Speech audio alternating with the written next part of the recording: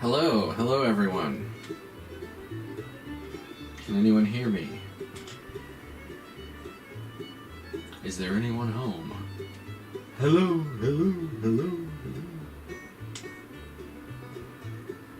If you can hear me, type something in the chat. If you can't hear me, don't type something in the chat. That way I'll know you can't hear me. Hello, Chase! Started a couple minutes early because I was all set and I was bored.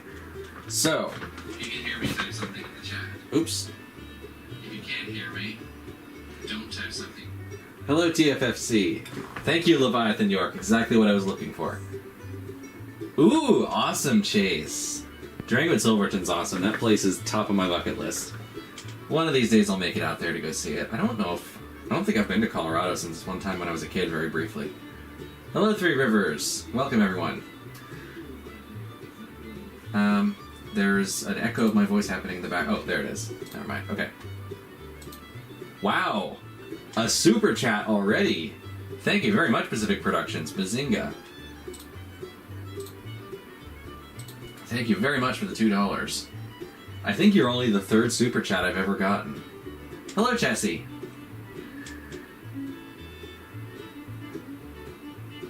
Bachman coaches are $50 per coach. Honestly, that sounds about typical for Bachman.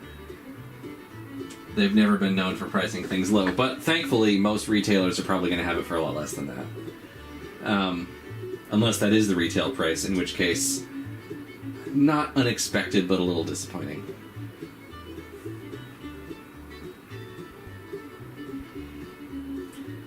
As you may notice, the drive-in is working and it's playing one of my videos.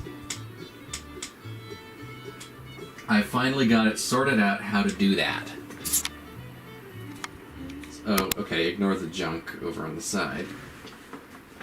But what we have here is a tiny little media player gizmo. You just stick an SD card in it, load some video files on there, and then it outputs it through HDMI. And I know for a fact that that thing runs Android. Well, for one thing, it says Android when you start it up. But also it has two different video player apps on it, and it prompts you to choose one every time you play something. And one of them opens up a whole different interface that you can't get out of without turning it on and off.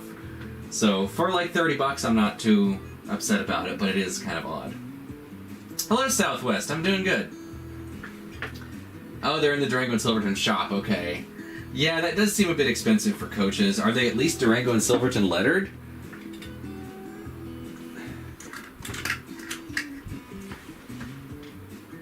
Oh, the files wouldn't attach?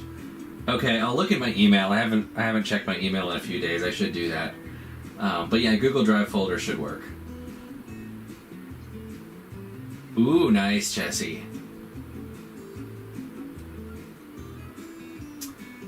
Robert, either one, whichever one you get, I would highly recommend getting the stealth version that's just DC and then adding a different decoder to it, because Broadway Limited's own decoders have given me nothing but trouble in the past. Both of those are really nice models. Just get the stealth version.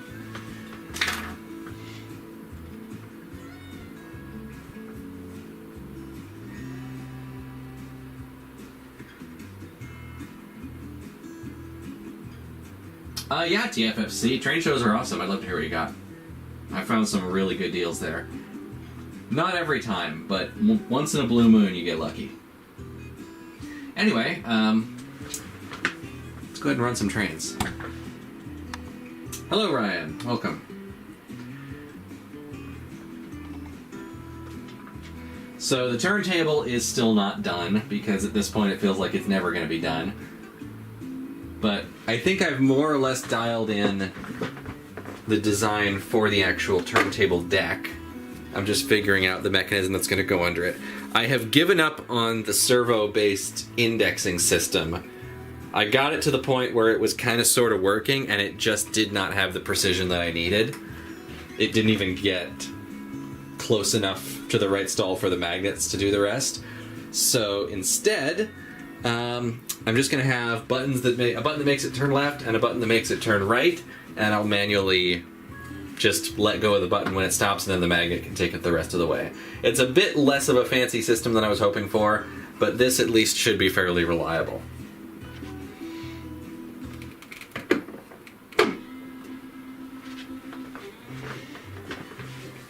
Yeah, $50 for a plastic Bachmann coach is absurd. Like, I've gotten a set of them for, 3 of them for less than that at a train show. Granted, they're the ancient ones with horn hook couplers. And 2 of the road numbers are the same. But it's the same tooling. I'm pretty sure it's pretty much the same product. Wow! Dang, that is a great deal. For a Proto 210-2 for $90 is a great deal. And 5 Rivarossi coaches for $30 is... That's like $6 a coach, right? I don't know. It's been a long day. I can't do math. But let's get some trains running.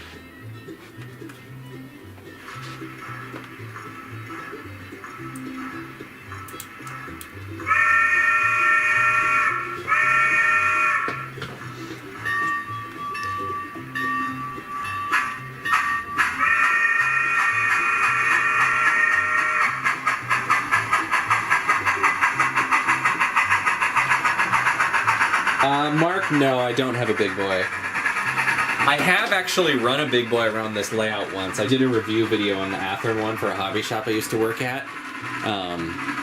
Quite a few years back now. It's got to be at least 4 or 5 years ago.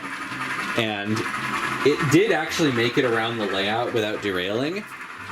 But this curve over here in front of the station, it was actually picking up the inside 2 wheels of the pilot truck. So it was really pushing what it could do.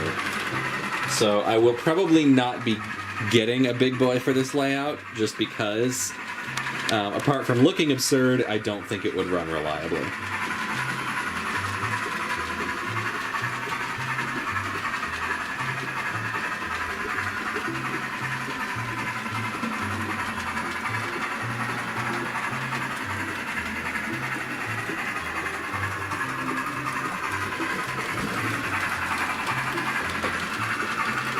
Also, I had a birthday over the past week, and among other things, I got this, which is going to replace the Panasonic camera that I've been using for the past 7 years or so. This is a Sony AX53. It is pretty much the nicest 4K camcorder that I could find. I did a lot of research on these. This particular version is actually out of production. It's been replaced by the AX43. Why it's a lower number, I could not tell you. But they got rid of a couple of features that I wanted, particularly the manual control ring, which you can assign to a number of different controls. So even though the 53 is a couple years older, that was the one that I wanted. So this does 4K, I believe it does 60 frames per second, and it has, I think, the best built-in stabilization system in the camcorder market. Because, I don't know if you can see, come on. See, the old Panasonic is having trouble focusing. That's one of the reasons I got this. But look at what the lens does. The entire lens and sensor assembly is on a gimbal on bearings inside the camera. So you can wiggle the camera and the lens stays in one place. It's like a chicken's head. It's amazing. I mean, my old Panasonic does have built-in stabilization, but I'm pretty sure it's just electronic. The lens doesn't actually move. This one is, I believe Sony is the only company that does this. The lens actually moves. So I can zoom way in and still get a very steady image, even if I move the camera around a bit. Right now I have it set to show the outline of everything that's in focus in yellow, which helps me manually focus it. You can turn that off, or you can set it to a different color. But this is going to be, I think, this is going to take me to new levels of cinematic train videos. So far, I've only shot test footage with it. The video that's going to be coming out in a few days, which is the River LC440, was shot with the Panasonic because I shot most of that before my birthday. But the next one after it, which I cannot confirm yet exactly what it's going to be, but it's probably going to be about my custom Mantua Prairie. That one is going to be the first one I'm going to shoot with the Sony. Thanks for the happy birthdays, everyone. Yeah, phone is adequate for most YouTube things, honestly. I just like being able to zoom in and doing fancy cinematic stuff. Three Rivers Rambler, it's a Sony AX53.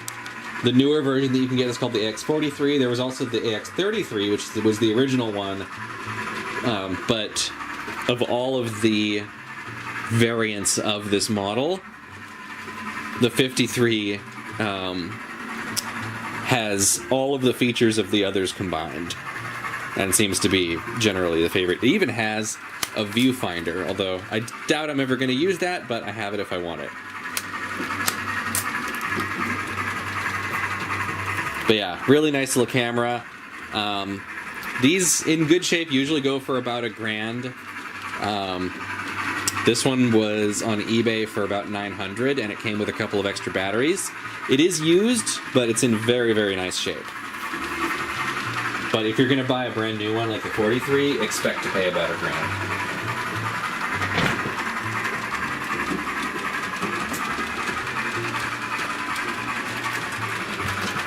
But I'm looking forward to using that and getting some interesting footage. And it shoots in 4K. I'm not sure if I'm actually going to start uploading in 4K or if I'm going to downscale it to 1080 and just get a nicer, sharper looking 1080. We'll have to see. Because I am probably going to still use the Panasonic as a second camera. And that only does 1080.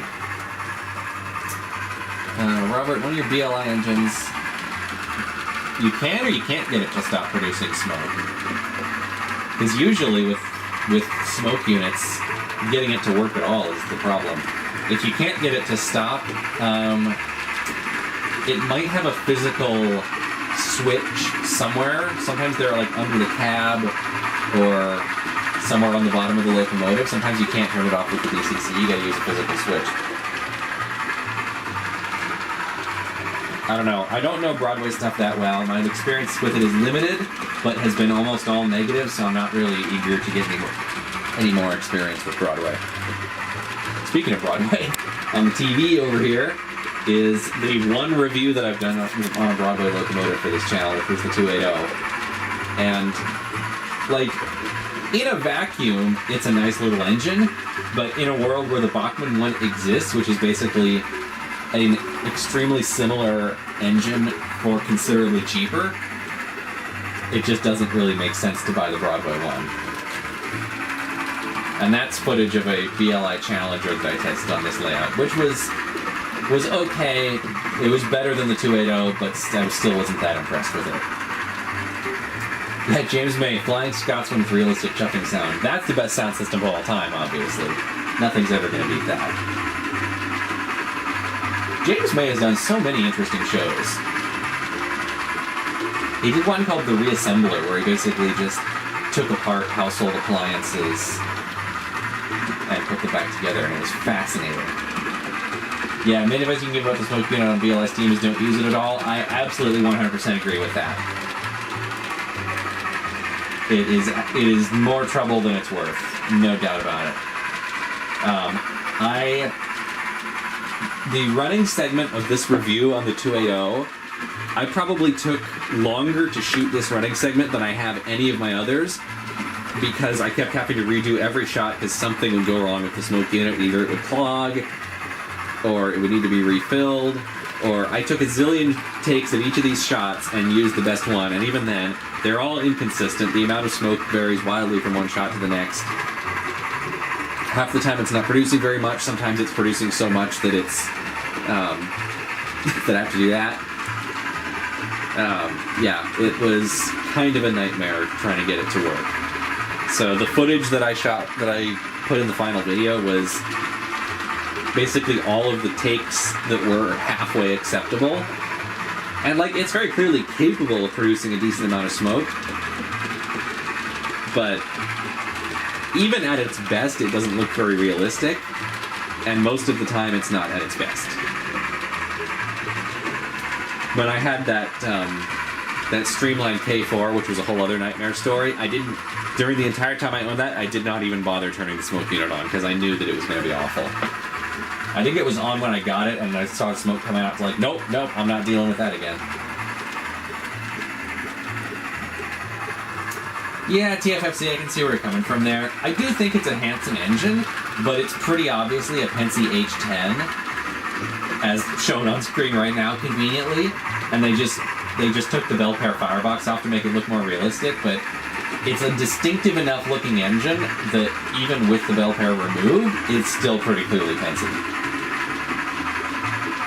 So it is kind of hard to pass it off as anything else. BLI-HO SD45, I didn't know they made one of those. I haven't really delved into their diesel offerings at all. The thing is, their stuff does run pretty well. Like, it's mechanically, I've never had an issue with them.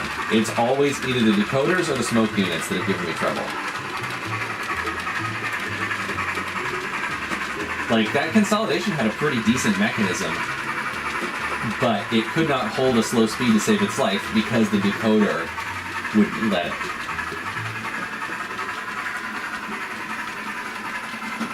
They're on by default? That's really stupid, honestly. Oh yeah, and then there's clips. Let's see if we get copyright claim for this. A clip from a movie shown on the drive-in, on the drive-in. It's like multiple layers of drive-in theater. That movie, by the way, is called Breakheart Pass. It's from the 70s.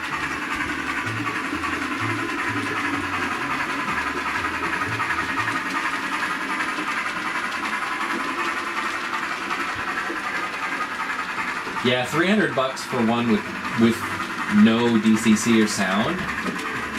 When you can get a Bachmann one on eBay for a third of that in decent shape, it just doesn't seem worth it. And look at the smoke. Like, this is some of the best smoke I was able to get out of that thing. And it's so, like, it's so wispy. It's like cartoon smoke. It just doesn't scale down. Like, I've been tinkering with those water-based smoke units, trying to fit them into HO, but even then, like, the water-based smoke scales down better than this stuff does. But even then, it's just not really possible to make smoke or anything, any type of, like, fluid or gas scale down realistically. Second run, okay, yeah, I don't know which run mine was. I know it was Paragon 3. Which is definitely, like, I've never found a Paragon decoder that I like, but the Paragon 3s are by far the worst of them. Like, they all suck, but the Paragon 3s suck the most. IHC Pacific for $50. Great deal, very nice. Does run, but it stutters and stops from time to time. Check if the wheels are clean and check if the track is clean. I believe those don't have tender pickup from the factory, or if they do, it's for only for the lights, not the motor. So you're pretty much just relying on the drivers for pickup, so you got a fairly limited footprint there. So make sure the wheel surfaces are clean, make sure the track's clean, and look at the back of the wheels where the wipers rub against them, make sure those are clean. If they're dirty, you can clean them with either a track cleaning block. I like the Pico ones, like this one. They're pretty cheap, you can get them at a hobby shop or online. Or if you don't have one of those, put some rubbing alcohol on a Q-tip. Don't get it on the paint, just the wheels.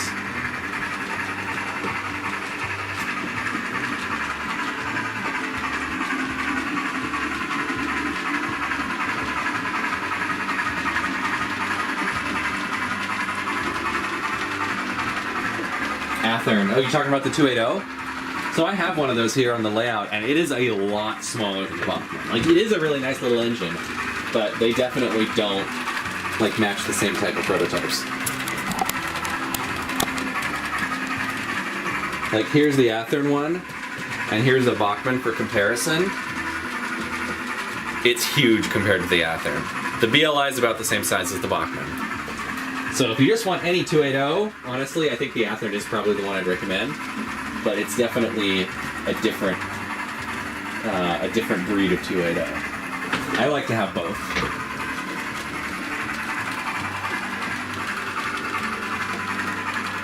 Digitrax decoder and excursion engine. Yeah, those are solid. I've used, for a long time, nothing on this layout had sound, but I had DCC, and I had just cheap little Digitrax decoders and everything.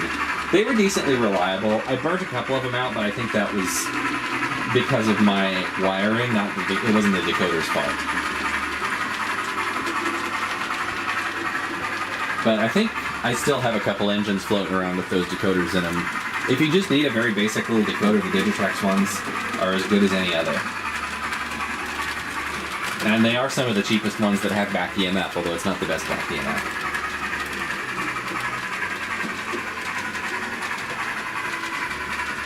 Best smoke was on an MTH 280. Yeah, MTH smoke units are definitely the best ones in HO. I mean, it's a really low bar. But the MTH ones are the only ones that I would say work even somewhat reliably. A friend of mine has an MTH Mohawk with smoke, and it doesn't produce as thick of smoke as the BLI one at its best, but it does it much more consistently.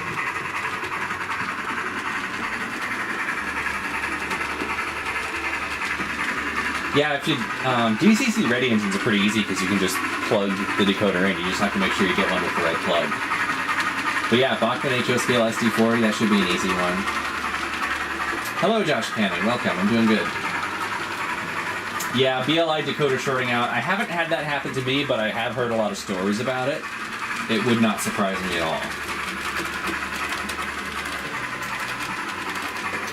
Ooh, a Roco S160. Those have the motor in the tender, don't they?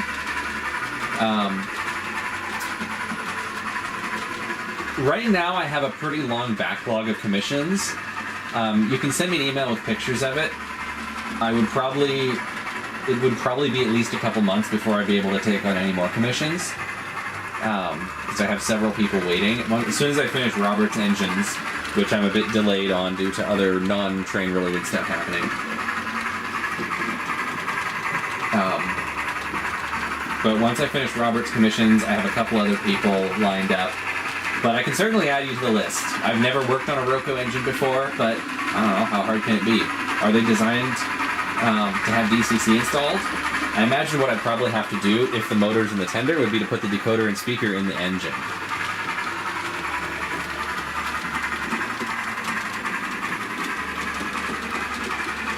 TFFC, people sometimes pay me to do work on trains for them. So, like, if you have something that you want DCC installed in, or you need a new motor installed, or it just needs electrical repair or whatever, you can send it to me, and for a fee, I'll do the work on it. It already has DCC and sound. Oh, you're talking about, like, a detail change. I try not to take up too much detail work because I'm not as good at it as I am as electrical work. I've done a few minor things. I've put different headlights on stuff, but the electrical stuff, the DCC and sound wiring and everything, is really where my skill set lies. So I do want to learn how to do more detailed stuff in the future, but right now it's not really my specialty. So, hello, trucking industries. But it'd need new sounds. So wait, you're thinking we'd swap out the sound decoder for a different one? What does it have in it now? What brand? Or is it an ESU decoder where you can load different files onto it? Oh, Tyco Chattanooga diesel engine. So, like, are you saying, like, you put a diesel chassis in the Tyco Chattanooga tender? I got halfway through doing that years ago and never finished it.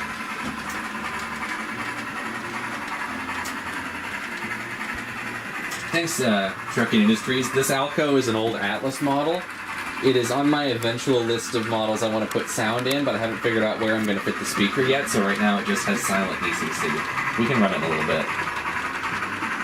It runs pretty good. I did have to replace the motor, because the motor that it had in it when I got it was not operational, which is probably why it was so cheap.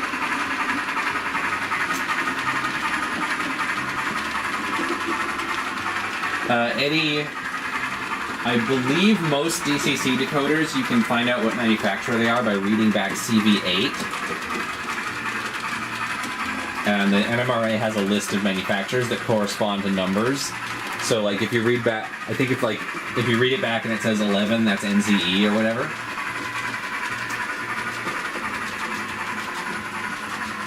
Hello, Train Boy. Favorite version of Sierra 3? I think it's got to be the Back to the Future one. I mean, it's had a lot of really cool paint schemes. The Hooterville Cannonball one's great. The Casey Jones one was great. The Little House on the Prairie one was great. They all look good. I mean, it's all Sierra 3. But personally, the Back to the Future one has always been my favorite. Just because I love the movie series. Review on the HO Polar Express, the Lionel one. I have played with one of those once, and I decided it wasn't even worth making a video about because it was so terrible. Like, it was possibly the worst HO locomotive that I've ever laid hands on. Which is too bad, because I like the Polar Express, I like the prototype. But Lionel has just never really understood how to do HO properly. Do I have an F7? I do, but it's at a friend's house right now. I have a Santa Fe War Bonnet one. But it's not currently on the premises. The new Storyteller, yes. The turntable pit is all dug up because I'm rebuilding the mechanism underneath it.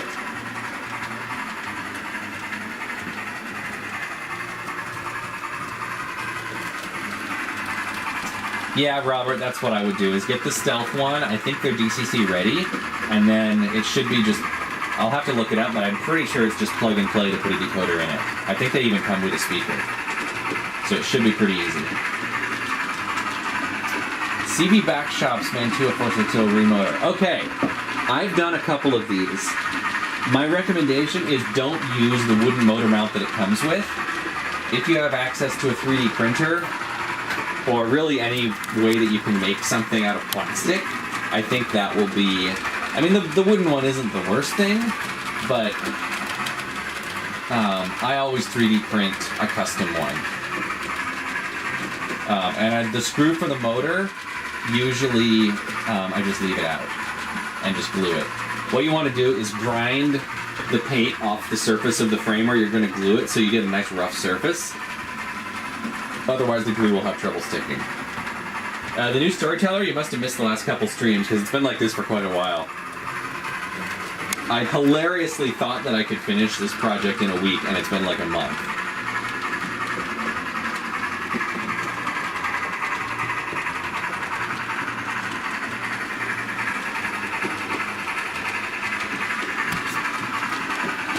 Robert, I mean, you don't have to have sound. I'm pretty sure the BLI stealth models do come with a speaker, so it would be pretty easy to add sound if you wanted to. But you could certainly just put a silent decoder in it as well if you don't care about the sound.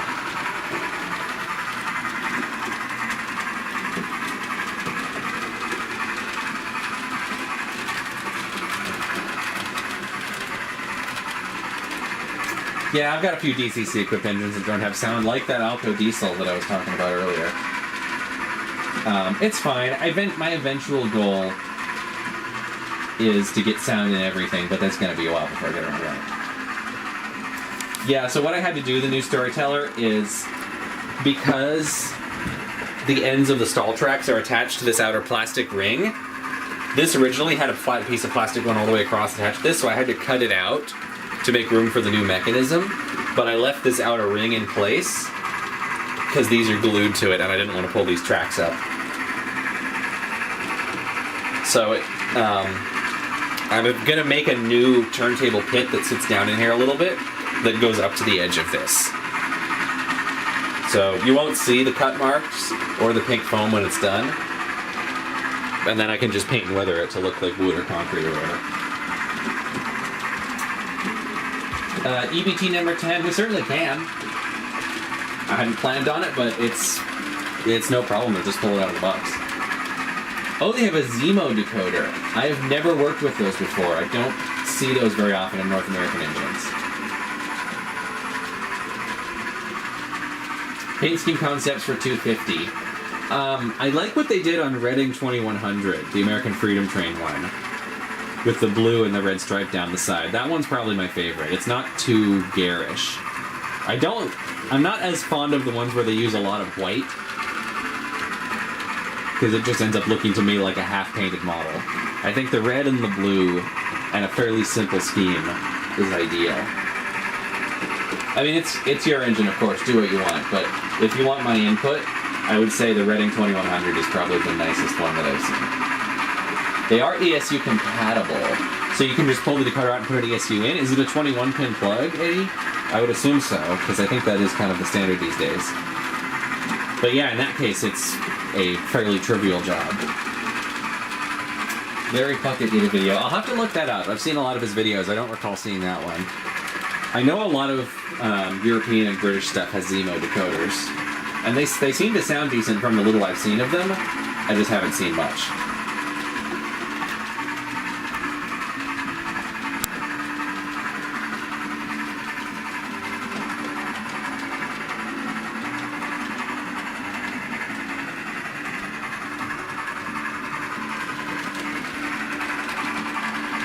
Oh, this is my Travel Town video.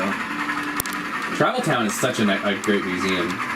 It's very much kind of a you be your own tour guide experience. I think they do have like an app that you can use for a guided tour, but it's literally just a bunch of steam locomotives outside that you can walk up to and touch, and some of them you can even get in the flag.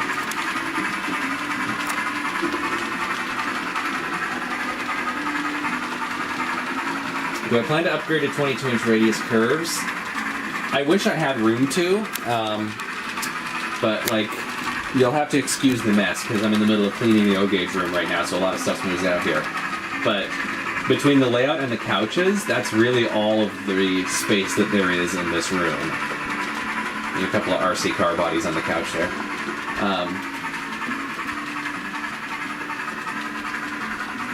And on the other side, it's just the bathroom and the stairwell. So if I had room to do 22-inch radius, I would love to, but I don't really. Is it buffering a lot? Let me open the stream on my phone and see. If it is, I could try to tweak some settings in OBS.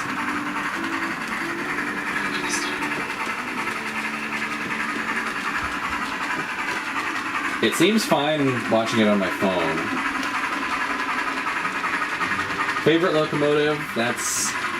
The answer to that changes every week, if not every day.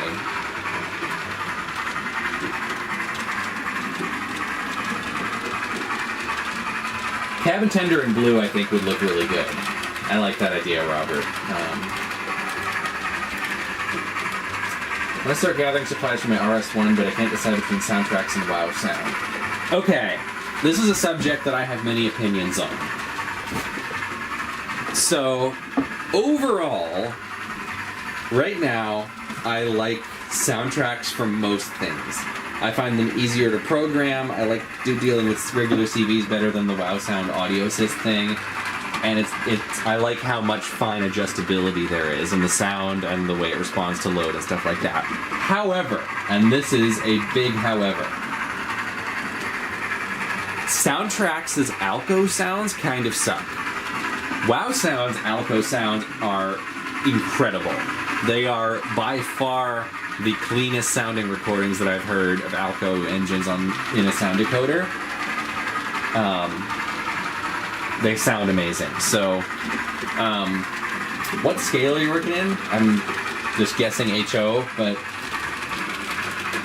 I would say for Alco, I would go with WoW Sound. For EMD, I would go with Soundtracks. But for an RS1, the 21-pin decoder is too tall.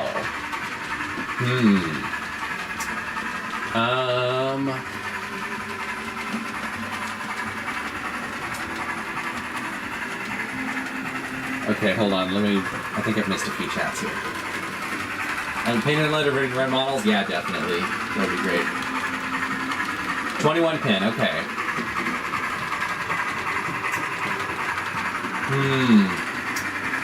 Let me look up some pictures of that locomotive after the stream, Eddie, and I'll see how hard I think that would be.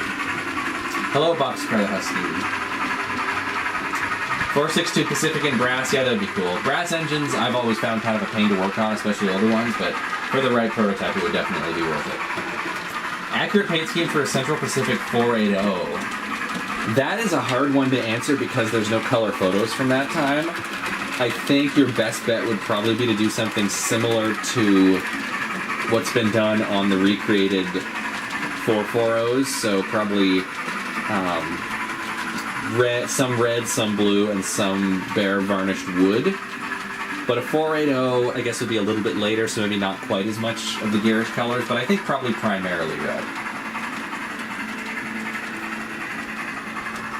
DC, yeah, I still have a few DC engines. I have the layout set up with the ability to run either DC or DCC.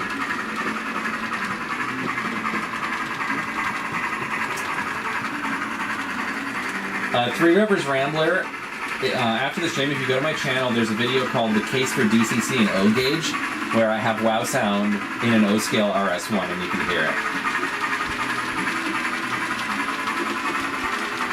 Hello, Supersonic. Welcome. The new storyteller. Oh, S76, Thomas the Tank Engine and Friends. S76, is that... That's not... No, I'm thinking of something else. I was thinking one of those little 060s, but I think that's an S100. Evening Gilded Rail. Daniel CP173. I'll have to look that up, but yeah.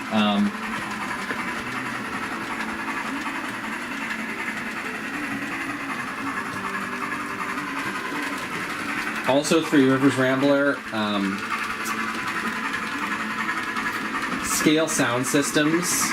I forget the name of their YouTube channel, but I think you can get to it from their website. They have a bunch of videos of installs in various locomotives with their speakers, and I'm pretty sure one of them is an RS1 with WoW sound, so you can listen to that as well.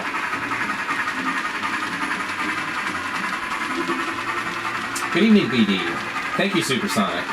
This layout has been a labor of love for a long, long time. What DCC system would you recommend? I mean, you can't go wrong with the NCE power cab.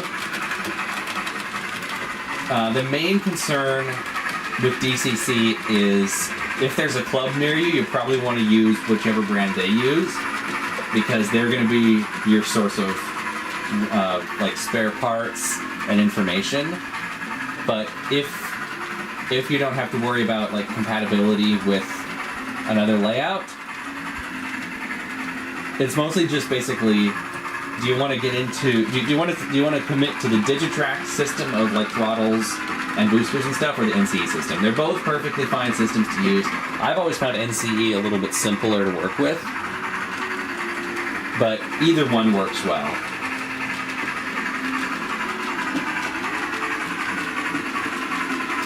Top Gear Grand Tour episode moments and lines. Oh man.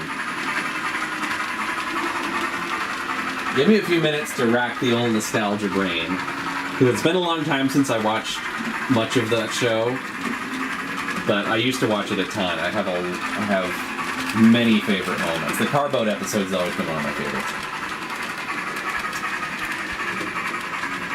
Two Athearn 280s. I've had the Bumblebee one for a little while. I haven't shown it on the channel that much. It will be in a video eventually. Right now I'm just using it as a guinea pig to test different decoders. But yeah, I have my custom one over here and then the Bumblebee one, which I only bought because I got a really good deal on it. And I do have a matching set of coaches. We could run that in a little bit. Pure Marquette 1225 is definitely one of my favorites. My friend Peter has an absolutely gorgeous custom model of that. It started out as MTH, but there's parts from Bachmann, there's parts from various other ones in there, and there's a lot of custom stuff on it too. So it's a pretty much unique model. At this point, if you go to his channel, it's called the Berkshire Mainline, he's got a video of it on there. I would love to have 1225 on my layout, but I don't think it would handle my curves very well. We have run Peter's 1225 on here, and it just barely managed the curves, but it would really be happier on 22-inch radius. Yeah, the disused railroad bridge was fun. You Muppet! I don't know if anybody remembers the The episode where they tried to build a garden, I think it was like a charity special or something. That one was really funny. With Jeremy like trying to shoot the branches off the tree. Holy cow, $20! I need to have like a little song or something that plays when I get a super chat. $20, that is bonkers. Thank you, Three Rivers Rambler. You are now my favorite chatter. I'm just kidding, I love you all equally. But $20, holy cow.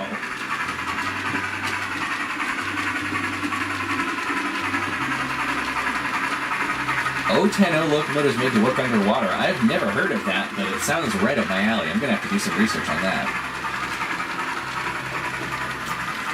Alaska Railroad. Alaska Railroad's neat. I don't know a whole lot about it, but everything that I've seen of it seems like a pretty cool little railroad. How do you get the worm gear off the original motor? Is this for the Mantua? You should be able to just get a big flathead screwdriver behind it and gently pry it off. New York Central Hudsons are awesome. I would love to get one of those, but again, these curves are probably too tight for it, so if I get one, it'll probably be O scale. 2102, awesome. I wish I lived closer to Pennsylvania so I could go see 2102. It would be an all-day drive to get there from here. You're very welcome, Three Rivers Rambler. I'm so glad I've been helpful. That's all I ever wanted to do. Look what you've done to my bloody shed, man! I do have a couple of sound bites from that on here. I don't know which ones. I don't think I have the shed one. I have the sports lorry. Oh, I don't think you can hear that actually. Red Oak 3 near their O-Gauge equipment. It's fine. I just haven't done any videos in there recently because the O-Gauge room is a tremendous mess right now. I have a bunch of junk stacked on the layout. I'm in the middle of cleaning it. It's been a mess for a long time. But I've decided I'm finally going to get it cleaned up so I can start filming videos in there again. It's been way too long. I need to get some scenery started. I have a number of locomotives I want to review. I'd like to do some more videos with Red Oak 3. So, the O-Gauge content is coming. I can't say exactly when, but as soon as I get the room clean, I'm probably going to, at the very least, paint the surface of the layout so it looks nice, and then maybe shoot a couple of locomotive reviews.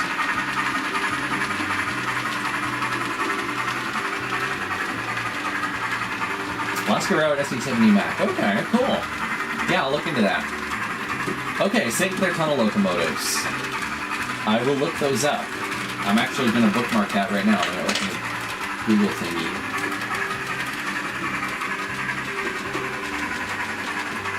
Because that sounds super interesting. Wow. They were camelbacks? Wait. They were Holy cow. Double-ended camelback tank engines. Now that is something you don't see every day. Alright, I'm properly impressed. That would be super cool to model. Wow, okay. I love it when I find out about a really weird steam locomotive that I've never run across before. That made my day. Thank you for that.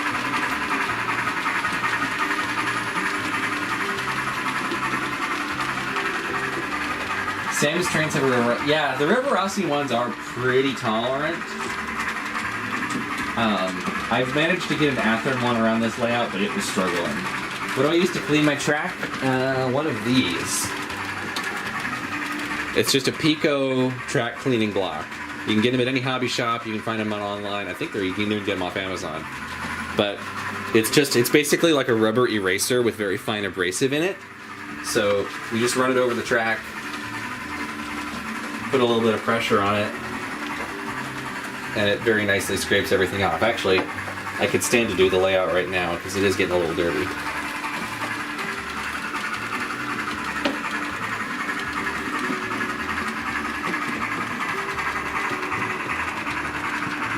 Hello, Ricardo. Yeah, double-ended camelback tank engines. Look up the the St. Clair Tunnel locomotives. They are super duper weird, but pretty cool. So this is a Bachmann Spectrum, but it's actually combined parts from two different Bachmann Spectrum engines. So it's the low boiler version, but it has the drivers off the high boiler version. So it's kind of a Frankenstein, and it has a different tender. I really like how it looks with the large drivers, but the boiler sitting low on the frame. I did a video a few years back on how to do that swap. Thanks, Ricardo. Yeah, I do think it looks really nice. I think of all of number 12's looks over time, this is definitely my favorite. The low boiler with the big drivers is a really neat look. A block of wood to clean the track. I have tried that. It does kind of work, but it doesn't work nearly as well as the actual cleaning block. So if you can get your hands on one of these actual cleaning blocks, I think you'll find it's much easier and gets a lot more stuff off. I'll look up that Sam Strange review up in the stream.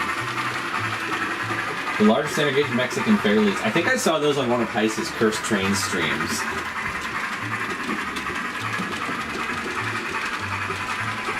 Yeah, Nevada Northern 40. Definitely that kind of vibe. One of my favorite engines. The closest prototype I was able to find for the low boiler with the large drivers was the Southern Railway, I want to say F8 class. There's a picture of one of those somewhere. I think it's in my video on the driver swap.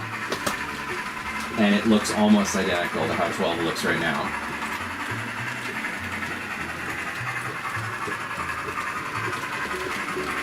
Let me see. Yeah. Oh, I just remembered I can actually share... I think I can share the browser.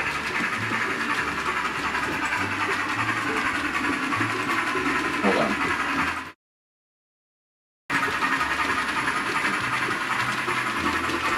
Okay. So yeah, the F8, this I think is the picture that I used. That's pretty much the prototype for number 12 right now.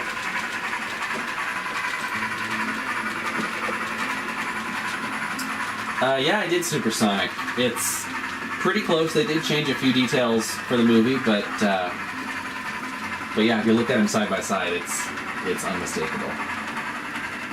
Oh, and actually, while I have the browser open, this is the St. Clair Tunnel engine.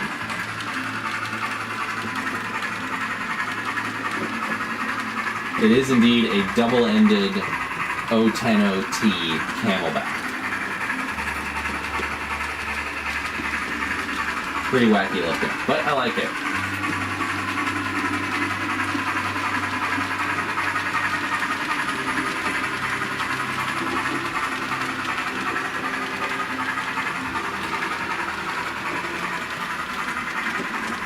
Go paint through the Alaskan Railroad. 3003. Let's see.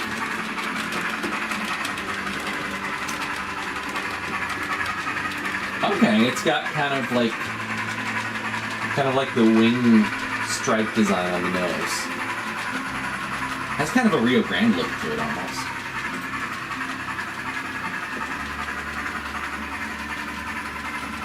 Yeah, I did say they rebuilt them as tender engines later. That only makes them slightly less wacky.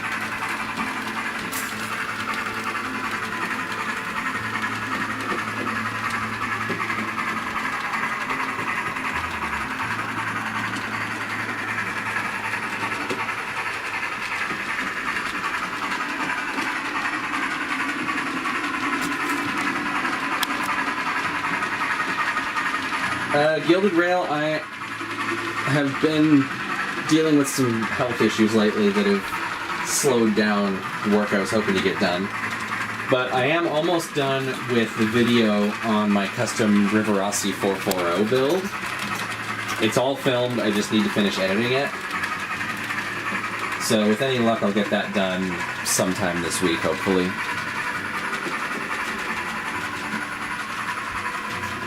Volunteer work for the Whistle Stop Toy Museum. Right, I think you mentioned that on here before. That's really cool. I wish there was a museum like that near me. CNU2G. Let me look that up. Bachman Dreyfus Hudson.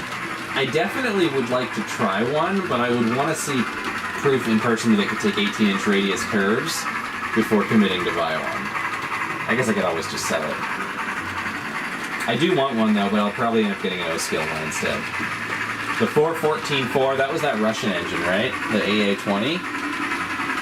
I kind of want to build a model of that just because it's so unbelievably cursed, and I find it hilarious that it existed. But it was absolutely not a locomotive that worked in any practical sense.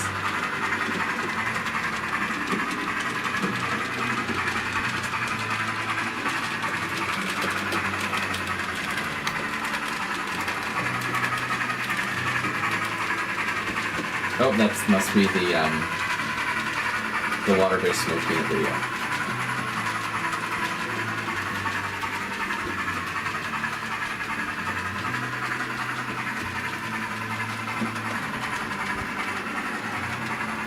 See, I do think the St. Clair Tunnel would be really cool to model. The only problem is it's a tunnel. So you'd have to do, like, the layout would have... Oh, actually, you know what? If you were going to model a tunnel, like an underground tunnel railroad, I wonder if you could have it, like, embedded in the wall as, like, a cross-section of the tunnel. That might be kind of a cool concept for, like, integrating a layout into a house without taking up any space. I mean, obviously, I'm assuming there was some part of the railroad that was outside the tunnel, so that would have to be on a shelf. But that would be pretty cool.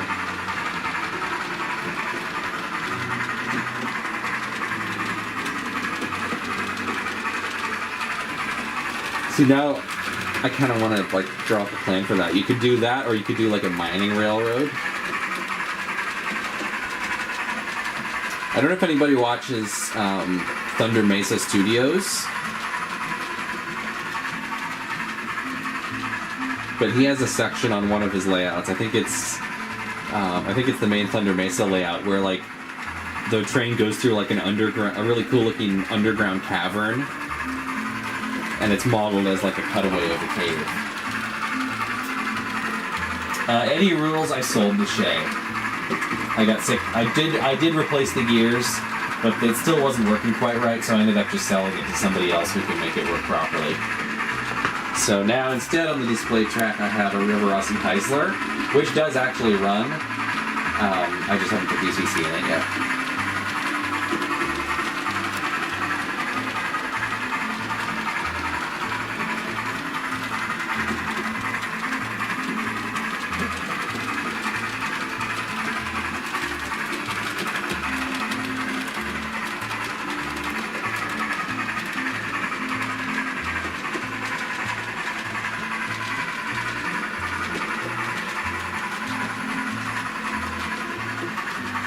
It's been about an hour. You'd probably swap out the locomotive and run something else.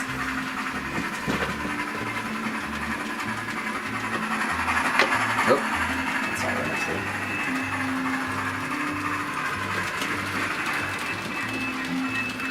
actually. We could run the Bumblebee, but the decoder that I put in it, I have not done any programming with yet, so the chuff rate and everything's going to be all wrong. I guess we could try messing with that. I don't know if you guys want to listen to the TCS audio assist voice.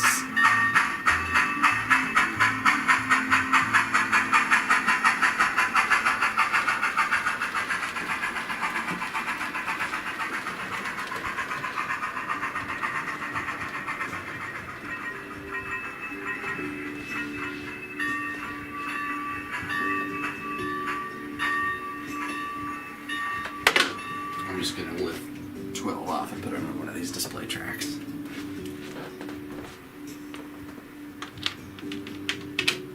We could run number 8, my other A3280. That one is programmed.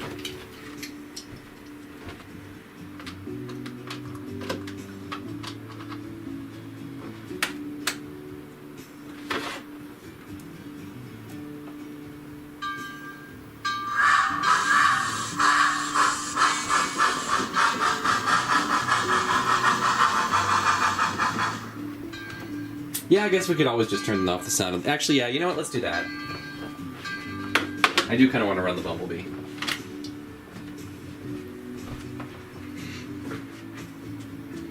A River Rossi 382. I actually have somebody else who's also interested in commissioning me to put DCC and sound in one of those. Those are tricky because of the weird motor situation. I think I might have a lead on a motor that would fit. It's like a CD player motor.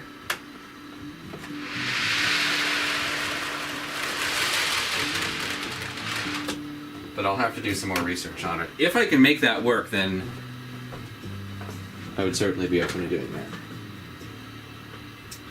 Yeah, supersonic. Pretty much any, like, longer locomotive or any kind of streamlined locomotive is going to be a potential problem because of the curves. It's one of the reasons I try to stick to this, like, the small 19th century stuff. Definitely not the right whistle. Let's see how close the chuff rate is.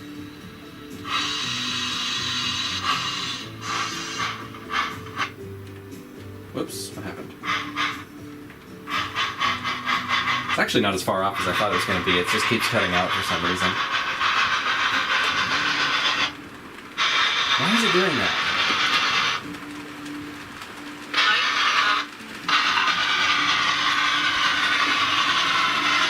But yeah, that's actually not nearly as far off as I thought. That must just be... surprisingly fast. I'm going to mute it, actually.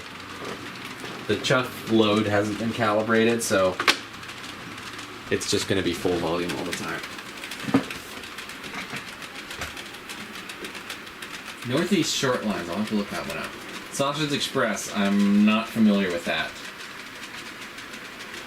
Hello, Austin. There's a surprising number of trains, I feel like, that have acquired the Bumblebee nickname.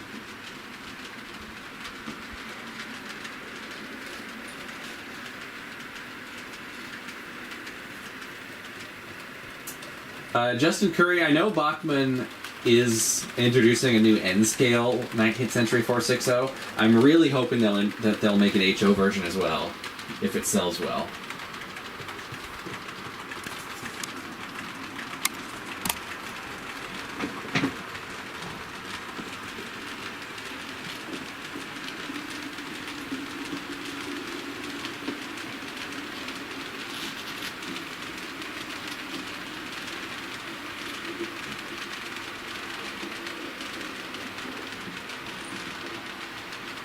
It is kind of like an old RC car motor, isn't it? It's so fast. I think it's the same motor that that River Rossi uses in everything else. It just isn't geared low enough. Yeah, the bendy boiler. I know about the Santa Fe one. I don't know if anybody's made a model of it.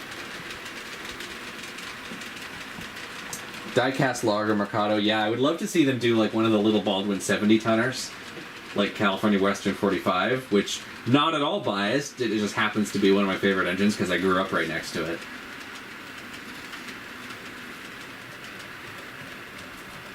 It is kind of baffling, Three Rivers Rambler, but I do have a theory. I think it's because they're discontinuing their N-scale 440, and unlike the HO one, they weren't able to retool it with the motor in the locomotive, so they just picked a larger 19th century prototype to replace it. Yeah, 90 tonner, you could do like the Wairika Western engine, the one that was in Emperor of the North. The yellow coaches are made by Athearn. I think these are the older roundhouse versions, but they're basically the exact same as the Athearn ones. I don't think they already had the tooling, because they've never made that prototype before. I did see pre-production models of it at the Amherst show this past winter, and they looked very promising. And then somebody sent me pictures recently of painted samples at a more recent show, and those look really promising. 4th of July was nice, Austin. Didn't really do anything because I didn't want to go out and tangle with a bunch of drunk people and fireworks. But I had a nice day hanging around the house. That was the day after my birthday, so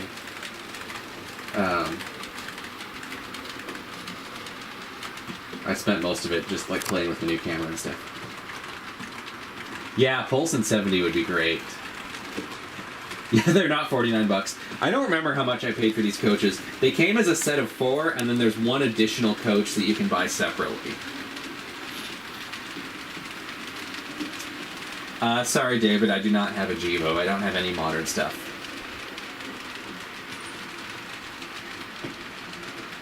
The only diesels I have are, like, really old Alcos. Gilded Rail, unfortunately, I don't have the link. It was just somebody I know who went to a show private messaging me pictures. I'll ask if I can put them in the Discord, though. What have I missed? Yeah, 210.2 would definitely be a problem.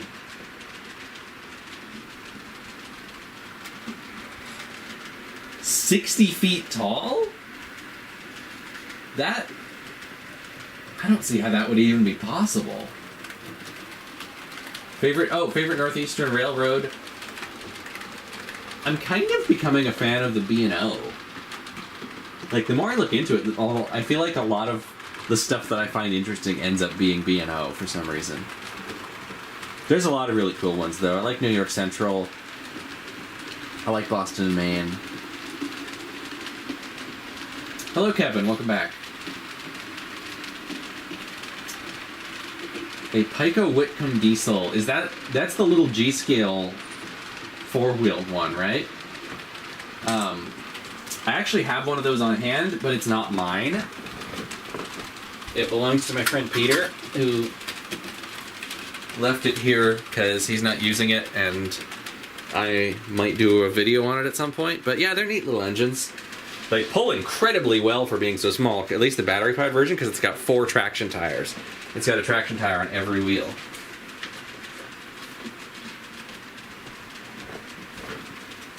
Any GPs? Not currently running, unfortunately. Well, I have an O-gauge one, but the O-gauge layout's covered in junk right now.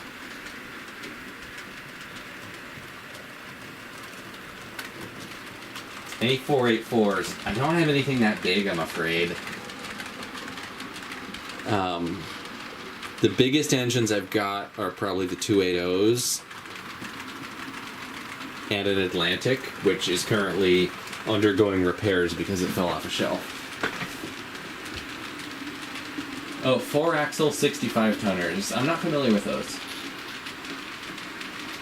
The G-Scale Garden Railroad is still in the planning stages. I think it's actually going to end up being more of a basement workshop garage railroad than a garden railroad.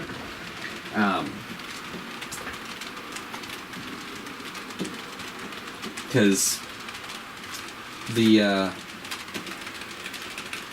it's just more practical for my situation. For diesels, the only HO diesel I have right now that's really operable is this Alco. I forget if it's an S2 or an S4 or what, but it's some kind of old Alco switcher.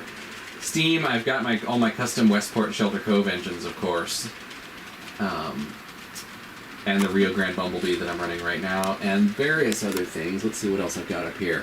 I've got a Bachmann Southern 280. I have one of the new Bachmann 060s in New York Central.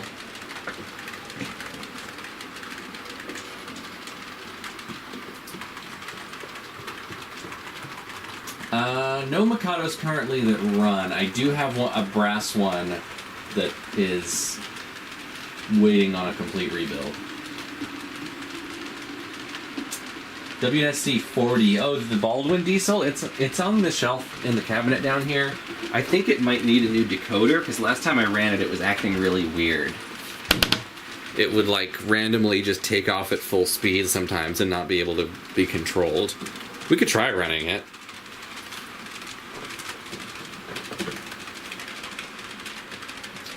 Which one, David? The Southern 280 or the Bachmann 060?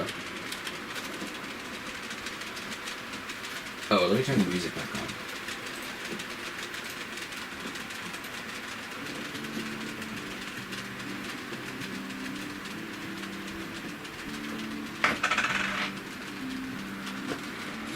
Let's see if 40 will run. The Santa Fe one. I don't think I have anything Santa Fe. Oh, the Alco. Okay, yeah, we can run that. I forgot that was Santa Fe because it's the exact same color as a B&O one that I have in O-scale. So I'll take the Bumblebee off for now.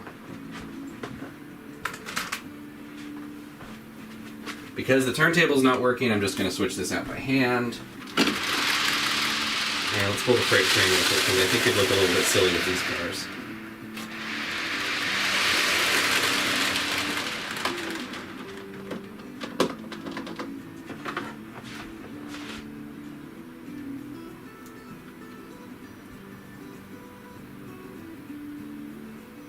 Oh.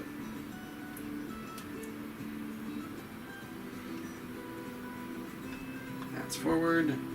That's reverse. This one does not have sound, unfortunately.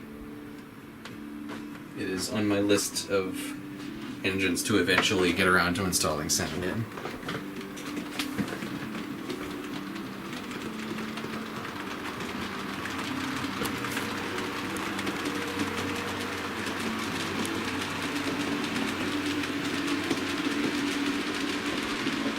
I do not know how long the Big 6 is.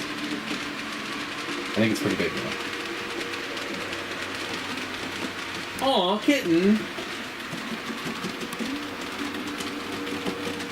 I think that's your kitten now, James. I think that's the cat distribution system in action. Yeah, Kevin, I have seen the videos of the 2102 and the big boy together. That looks pretty darn impressive. Would have been nice to see that in person, but that's like a 7-hour drive away from me.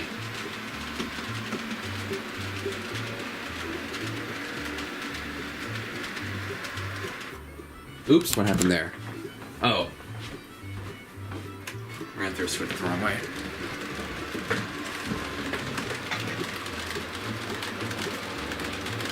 DE19A, let me look that up.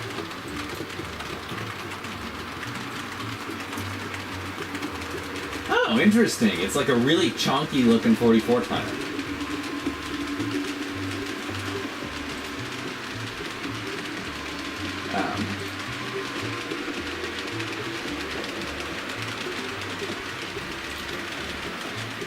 Yeah, wow, that's a heckin' chonker right there. That would actually be pretty cool to have a model of.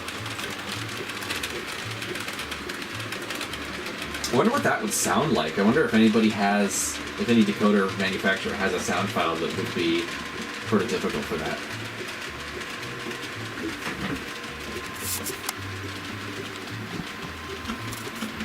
Oh, you already have 3 cats? Well, hope you can find the kitten a good home.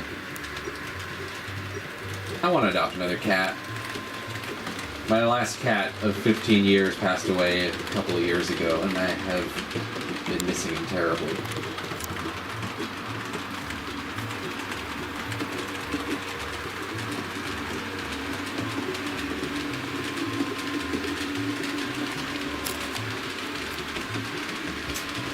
Pullman cars? Yeah, we can do that. 91 feet long. Hot dang. Yeah, that would have a bit of a problem on these curves.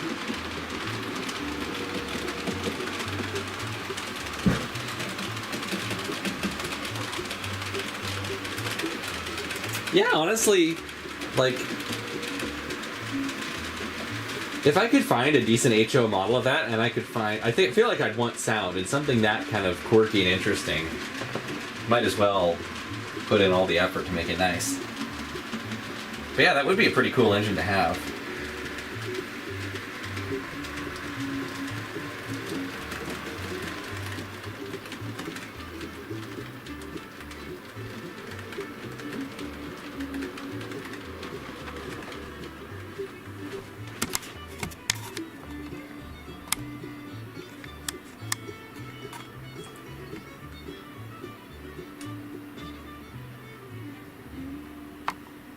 Come on, camera. Stay in place.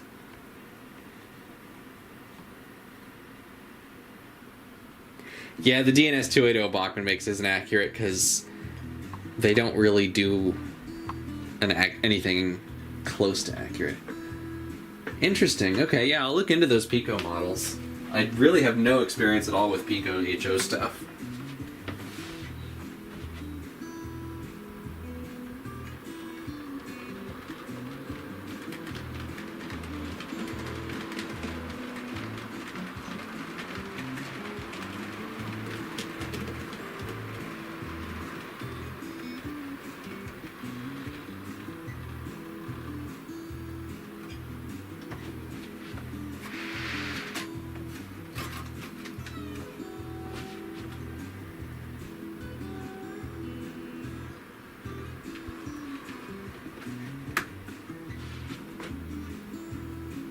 Probably not often you'd see a little switcher like this pulling passenger, but maybe if there was like some little commuter line that just needed to get from point A to point B.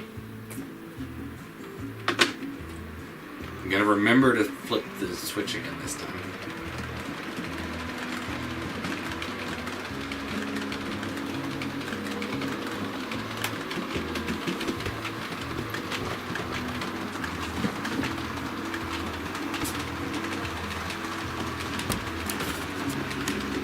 These Pullman cars are technically not Pullman cars. They're actually River Rossi 60-foot commuter coaches, but they're the closest thing that I could find to Pullman cars that would work on these curves. Thank you, Kurt. Yeah, there are definitely more young people getting into the hobby, and I'm glad because it's a great hobby that I hope lives to see another generation. James, the Southern engine I was talking about was a 280, a Bachmann one. We could run it later, but I'd have to switch the layout to DC because this doesn't have a decoder in it.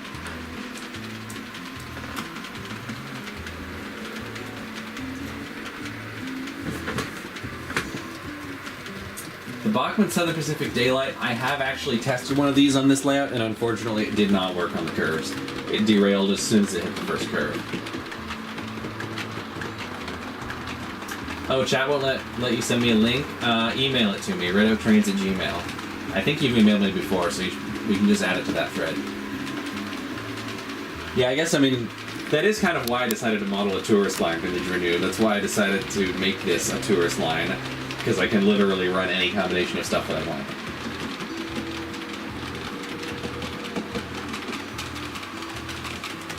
Favorite locomotive? I mean, that changes from day to day. I do love the Southern Green ones. I'm super happy they painted 4501 back into green. Daylight's a cool one too. I am partial to the Denver and Rio Grande Bumblebee, like the one we were running earlier. I don't know why. There's got to be some psychological reason why trains have such a strong appeal to certain people. I'm sure there's probably been studies done on it. Oh, I did try to send you the message through email. Let me look in my spam folder and see if it's there. I've had a lot of issues lately with spam getting through and legitimate emails going to the spam folder. I think Google must have changed something about how they filter it and how it doesn't work as well, which would be non-brand.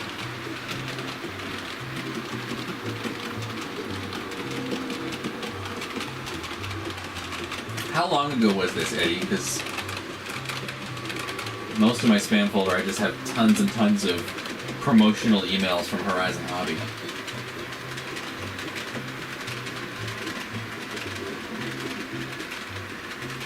I'll have to probably scroll back a bit. Can you just try sending it again? Yeah, I hope they decide to leave it green longer, because it would suck if they just did it back to black within a year. Like, I get that it's green was not like its historically accurate paint scheme, but come on, there's nothing else running that could be even close to being a somewhat plausible Southern Green engine, unless they're going to restore 1401, which they're not going to do. So yeah, I hope that they can convince whoever's in charge to let them leave it green longer. A month ago, okay, I gotta scroll way back then. Yeah, Three Rivers, I'll check for your shared folder. Broadway Limited 442. Tell your friend to get the Stealth one and put a different decoder in it. That's going to be my advice for every Broadway engine. Don't mess with Paragon. It is garbage. The 442s do look pretty nice.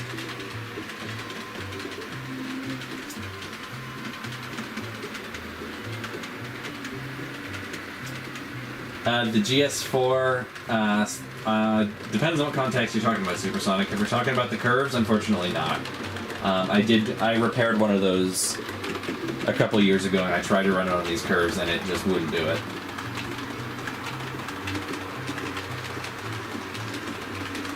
Oh, Sprite, yeah, I forgot about 722. Yeah, 722 is returning to Steam, and it's going to be green, so that'll be cool. At least we'll have one green locomotive. But it would be awesome to see them both together in green. As much as I love American Steam, I do sometimes wish that there was more color. So I'm always happy to see Steam locomotives in colorful paint schemes. Yeah, I guess it is historic now, even though it's like historical excursion service. But yeah, 722 will be cool. Actually, what number is this? Oh, this is 722. I forgot, yeah. This Bachmann one is 722. We should run that.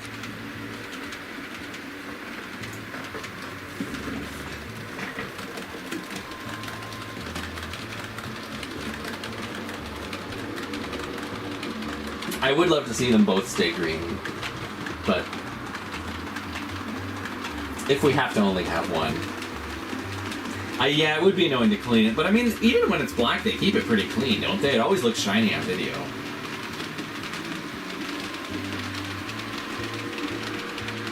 Yep, Three Rivers Rambler, I'm 100% with you there. Late 19th century and Southern. Cheapest model train item I have? I don't know, do we include like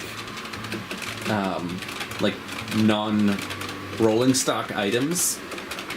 If we're talking rolling stock,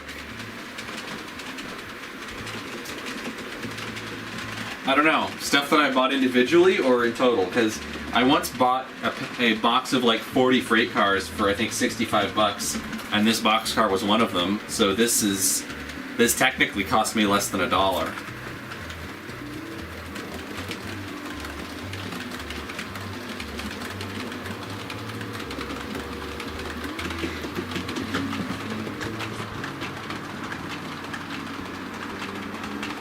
Right, vintage renewed. Yeah, I think, if I'm not mistaken, all of the Bachmann Southern 280s are 722. I don't remember ever seeing one that wasn't.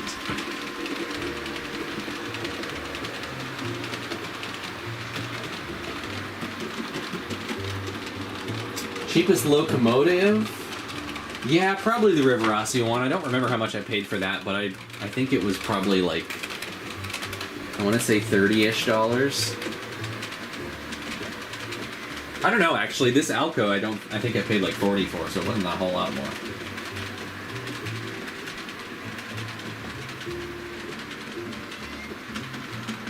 Oh, they did do a 630. Huh. I'll have to, I don't remember seeing one of those, but I'm sure they're out there. 721. Okay, yeah, I know they did a Southern Black one that was a different road number. That must be 721. I've only seen the 722 one in green from them. Cabbage Head. I'll have to look up what those are. I'm not familiar with those.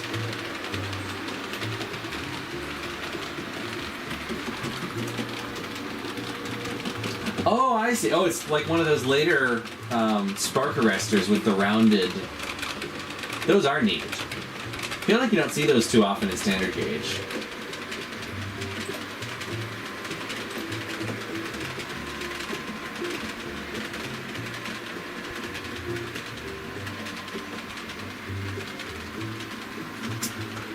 For Broadway Limited, my go-to is Soundtrack Tsunami right now, but TCS Wow Sound is also pretty good.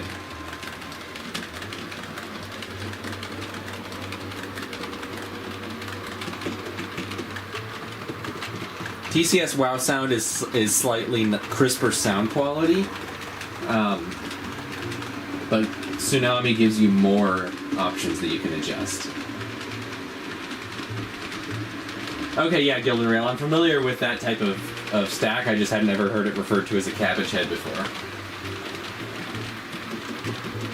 The GSMR, that route is the same one that's in the game Railroader, isn't it?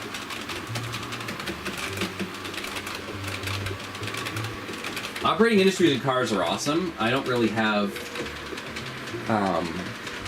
room for an industry on this layout because it's mostly designed for just cosmetic running. But yeah, if there was a way to do like a realistic loading unloading car setup, that would be super cool. Dreyfuss Hudson would be super cool too. I want to get one of those in O scale. Yes, Josh Cannon, I did get the drive-in theater working. I bought a little media player that you can just put videos on an SD card and it'll play them. So I just put some of my own videos on there. So they can't possibly flag me for copyright now. Because it's literally my own videos. I think this is from the Providence Northern Club.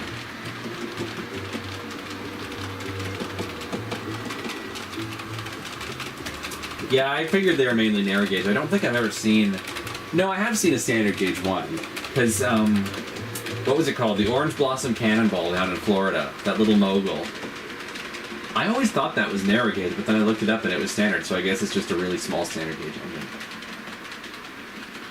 Yeah, I would have to get some 20th Century Limited cars. I would love to have a full streamlined 20th Century Limited. Probably an O gauge, because that's my O gauge layout has wider curves.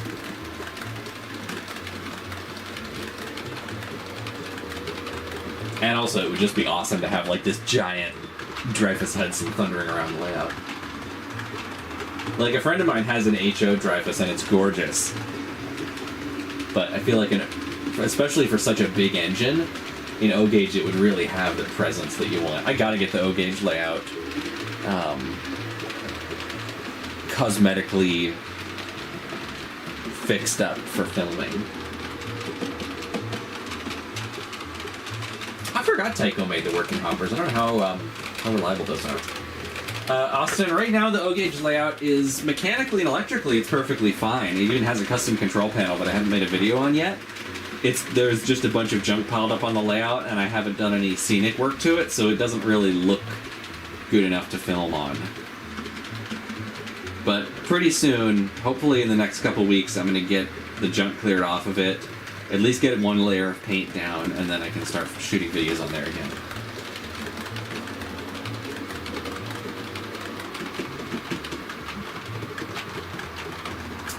Yeah, there are two of them in O. I think there might actually be a third one. I think Weaver might have made one back in the 90s.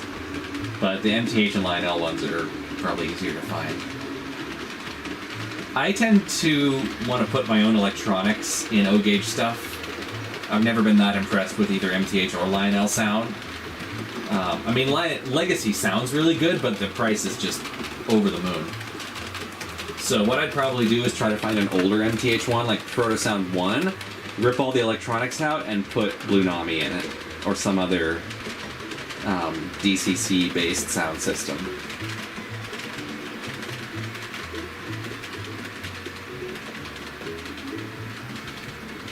Might even be able to find an authentic New York Central whistle.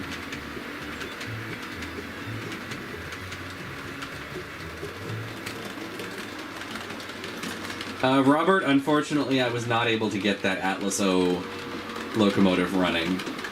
I think the motor in it was fried, and I wasn't able to find another one that would work.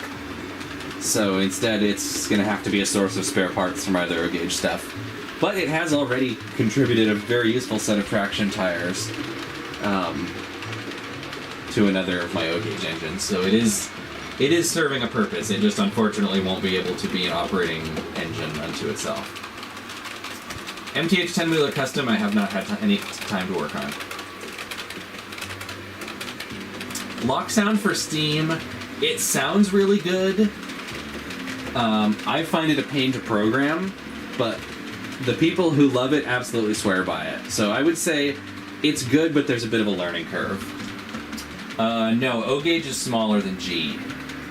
So O gauge is roughly twice the size of HO, and G is roughly twice the size of O. Yeah, the sound effects are pretty cheesy.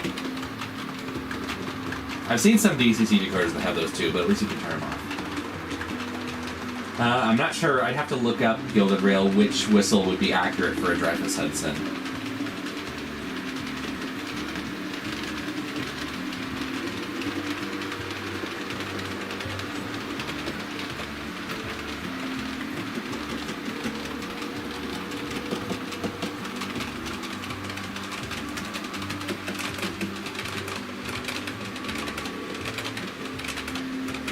One of these days, I want to do a video diving into every model train scale that's ever existed. Lionel purchased by round 2. I'm cautiously optimistic.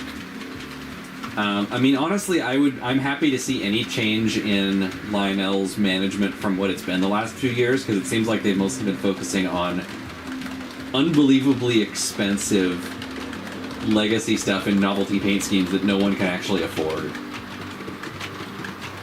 So I would like to see them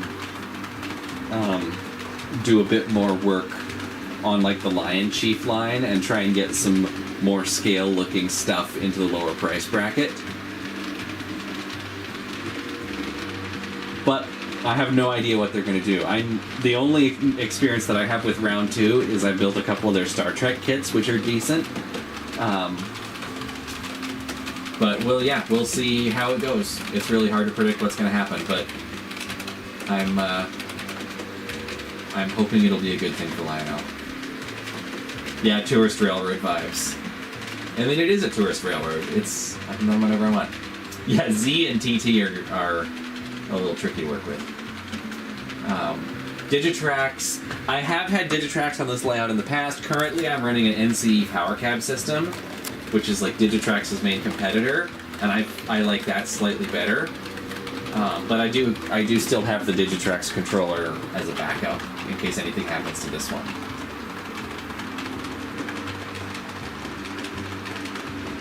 But yeah, I'd love to do a rundown on like all the really obscure scales, like SN42 and 55N3,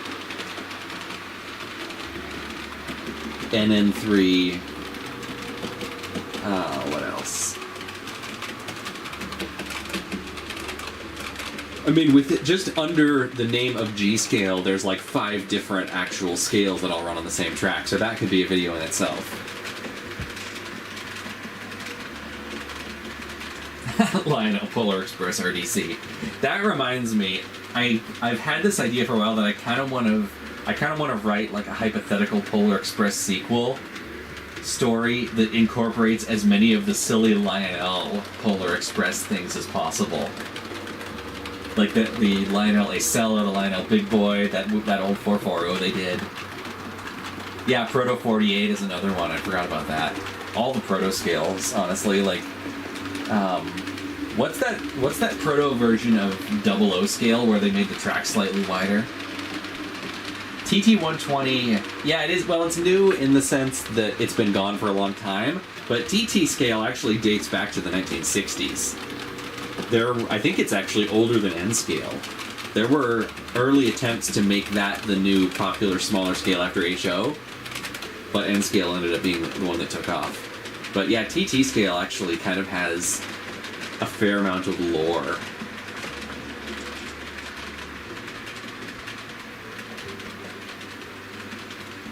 S scale. I actually have some S scale stuff. I have some old post-war American flyer freight cars that somebody gave me. I don't have a locomotive that works with them though. Lionel HO Berkshires. I'm gonna cautiously wait on those because Lionel has a very poor track record with HO. The only decent locomotive that Lionel's ever made in HO, as far as I'm aware, was that diecast Challenger from the early 2000s. And I'm pretty sure that was actually made by someone else and Lionel just sold it under their name. Any GP7 or GP9? Not currently running. I think I have an Athearn one that's in pieces. I'd like to get one in O scale at some point. Maybe like a Boston and Maine one in the blue. That would be kind of neat. It is kind of wild that Lionel has such a bad reputation, but I feel like they can get away with having a bad reputation because they're such a big company. Like, there's a certain number of their customers that will buy anything that says Lionel on it, whether it's any good or not, and regardless of the price. And Lionel is pretty much depending on them to keep going. So, like, they don't really have any motivation to innovate. P4, that's what I was thinking of. Thank you. I couldn't remember what it was called. But yeah, like, Lionel, I feel like, because they are, like, the, by far, best-known name in model railroading, it's pretty much impossible for them to develop such a bad reputation that people stop buying their stuff. So, they can pretty much just do whatever they want and people will buy it. And apparently what they want is goofy novelty schemes on absurdly expensive models. But I'm hoping that with the new ownership that they'll actually like look at what people are buying and go, you know, actually there's a big untapped market here for like small to medium sized steam in scale size with moderate detail at reasonable prices. Fingers crossed. Yeah, the Hornby Double O gauge, that's pretty good quality stuff. I don't have any, but I did review their Hogwarts Express back when I worked for BC Hobbies. And I found it a pretty decent little model.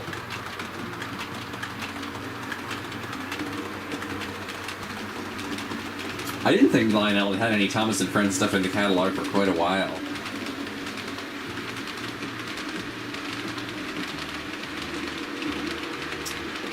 I've seen a video of those Hornby Double O live steam engines. I haven't seen one in person. They seem kind of sketchy. Like, it doesn't seem like a particularly reliable system. I feel like it would probably work a lot better if you could just, like, put an RC system in it like they do in larger scale live steam. But it's kind of a neat concept. But, I mean, at the same time, it's kind of impractical at that scale, if I'm honest. I feel like O-scale live steam is an untapped market, though. Like, I know they exist, but they're really not very common.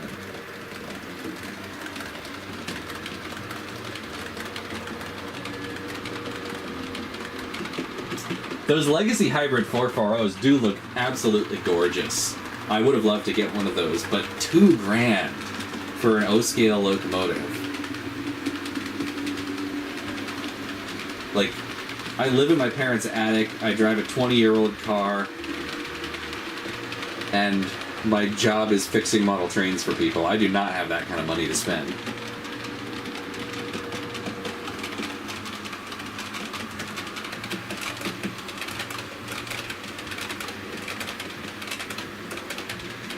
Like, if they could make those die-cast, slightly less detailed, and a quarter of the price, then I might look into getting one. DL109, I'm gonna have to look it up to remind myself which one that is. Oh! I forgot about these.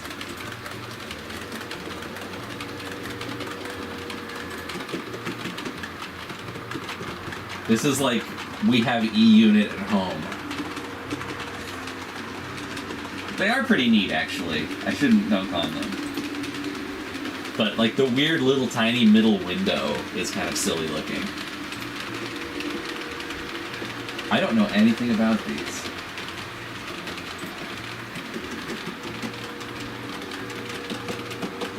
Exactly, Eddie. Yeah, like $2,000. If you do a little haggling on Facebook Marketplace, you could probably get a running, driving vehicle for that. Not a good one, but you can get one.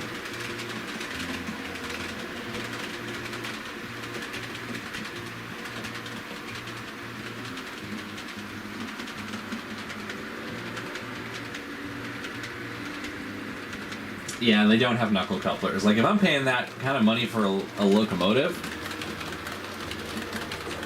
I don't know what I would want, honestly, because I'm probably never going to pay that kind of money for a locomotive. That is just too much. The most I've ever paid for a locomotive was about $700 for my MTH New York Central 999, and I doubt I will ever pay more than that for one. I would rather just wait until I can find like an old MTH PS1 version of whatever it is I want and get that. Oh, it's only $1,300? Still, just paying over $1,000 for a model just seems absurd to me. Unless it's like rideable live Steam. Wow, 1966 Ambassador for $2,500. That's a deal. I imagine it needs a lot of work, but still.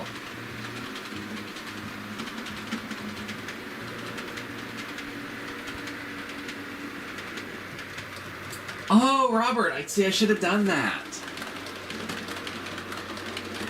I mean, I had a lot of my own stuff to bring, and we only had a limited time there, but maybe next time. Well, next time is probably going to be after I send those back to you, unless we can organize one pretty quick, because I'm almost done with your 460. And then the other GP9 is probably going to be a pretty quick job, so I'm certain I will have sent those back to you by the time we do another Providence Northern run.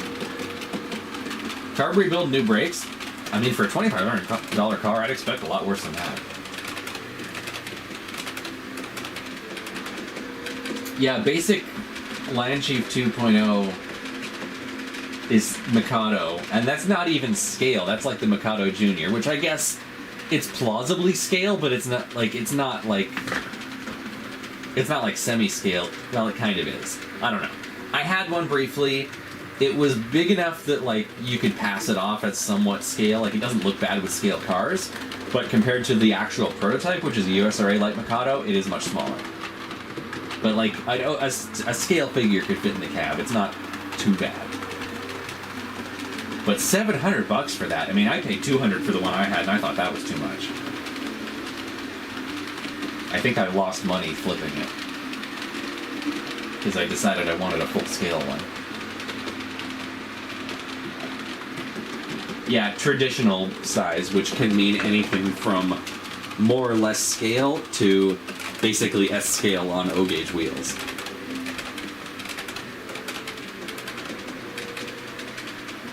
But when I got my Lionel Southern 4501, which is a full scale model, then there was no point in hanging on to the little Mikado Junior because I just didn't need it anymore. Yeah, nothing is cheap, but things could be cheaper than they are. Like, you can get some pretty great deals on the used HO market. Even O-gauge if you're willing to do some repair work. Like, honestly, if you're going to install your own electronics anyway, old MTH PS1 stuff is frequently a pretty good bargain. Thank you, Literally Many Projects.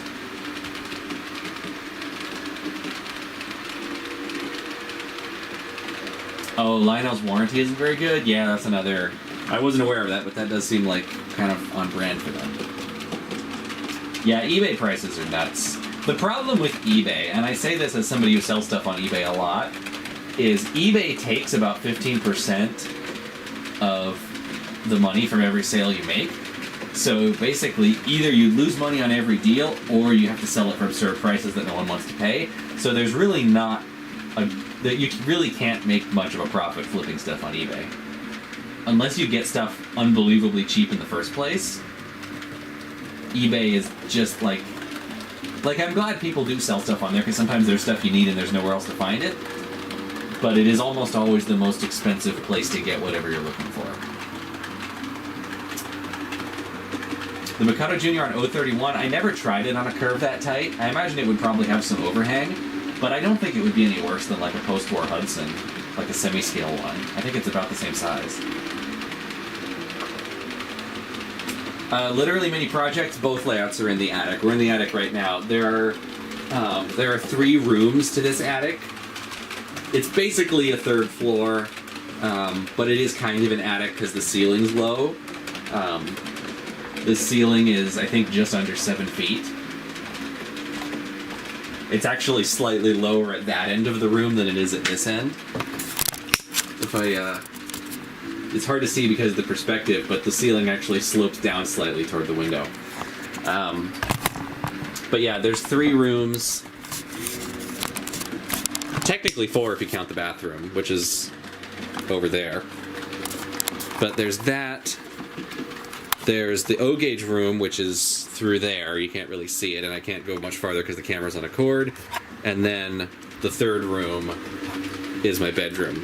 But it's just kind of like a little mini apartment up here. And this main room is kind of like about 2/3 layout, and then I have some couches over there that currently have stuff on them. But yeah, both layouts are in the attic.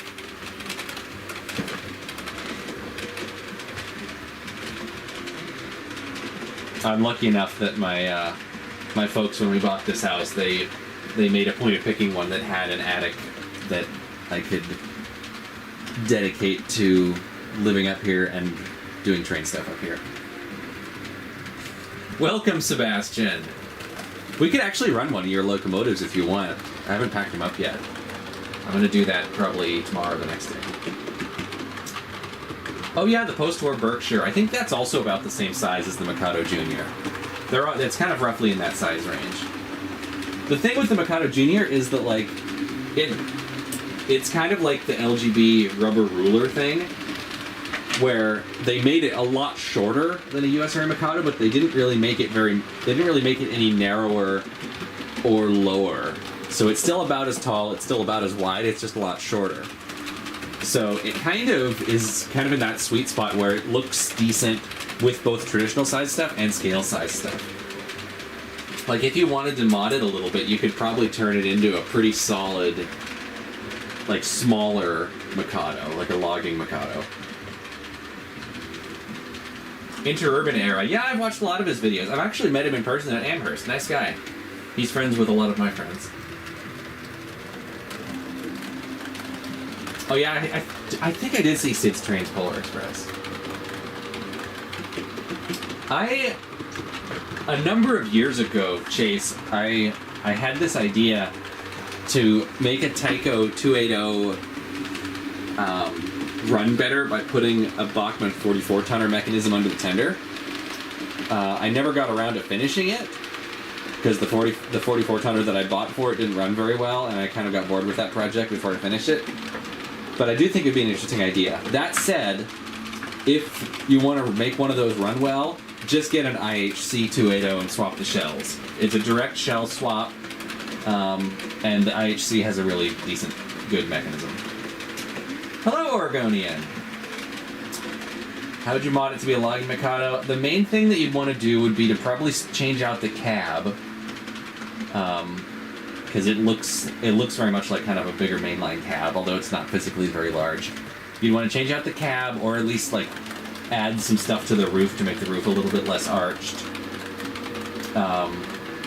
I don't have the model with me, Chase, unfortunately. That one is long gone. The headlight, you'd probably want to cut off the center-mounted headlight, put a number plate there, and put a top-mounted one, because a lot of the smaller logging Mikados had those. The tender is a bit large. You'd probably want to find a smaller tender, like one off of a switcher or something. But I don't think it would take too much to make it look decent. It wouldn't match any exact specific prototype, but I think you could get it. You could get the right look.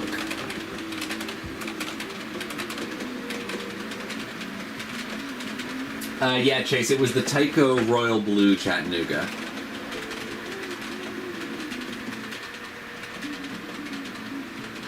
I mean, realistically, I should have found a better candidate because it was kind of already falling apart.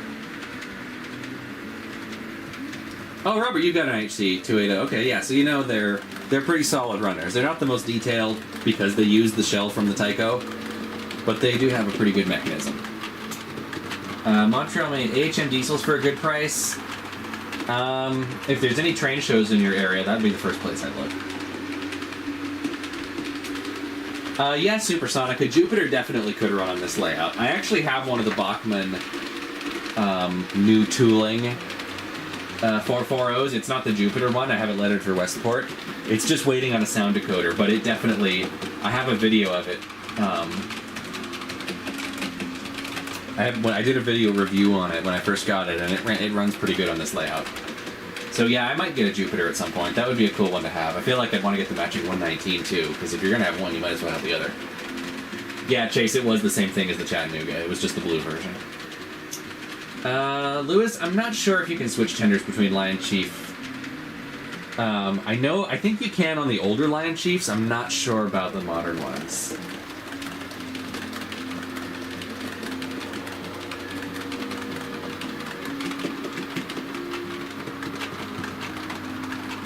So the thing, Josh, or do I have any weird locomotives?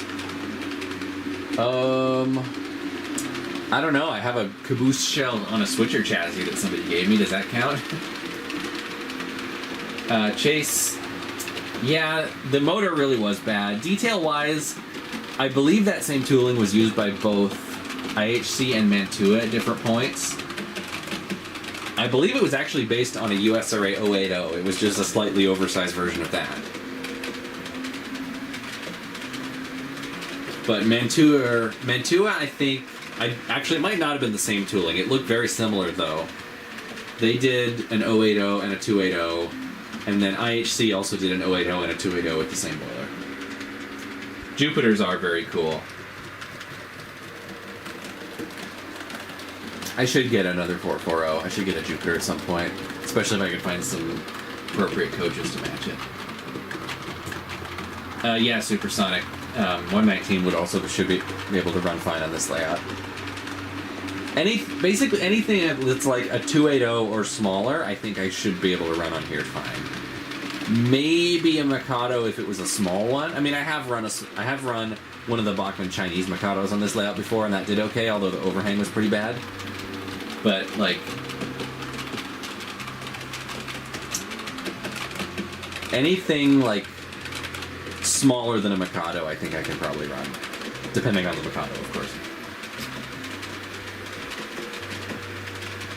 But yeah, I do really like 440s. I have probably more of them than I need.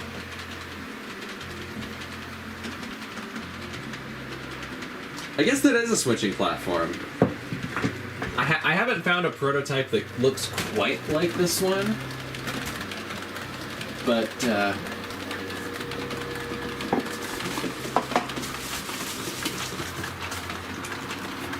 I mean, it is literally just somebody put a caboose shell on one of those, like, Bachmann Plymouth switchers.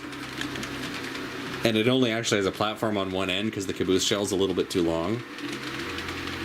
But yeah, that's probably my weirdest locomotive that I have. Whatever happened to the SY Mikado, I sold it. Before we moved, I had been talking to somebody for a while who was interested in buying it, and I was like, you know what? Rather than pack this thing up and move it across the country with me, I might as well just sell it now because I'm not really using it much. So I sold it to a friend of mine, and I think he's since sold it to somebody else, but I've seen recent pictures of it and it's doing good.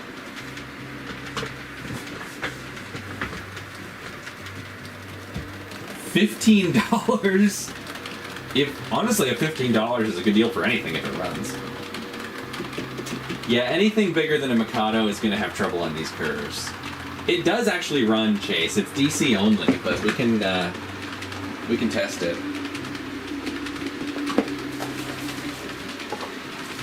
But yeah, like, I think a USRA Mikado could probably squeeze its way around this layout, but it would overhang pretty bad on the curves.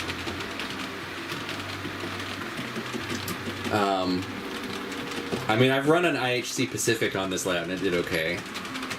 But anything bigger than that, like a Hudson, I think might be a problem.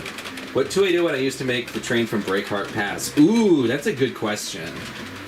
I feel like the Bachmann one is probably the closest size-wise. It's a pretty chonky engine. I don't know, I'll have to look up what the prototype for that one was, but I think it was a pretty large engine, so yeah, the Bachmann one is probably where I'd start. Or the Broadway one, but I mean, obviously you're not going to pay $300 for that just to kit bash it anyway.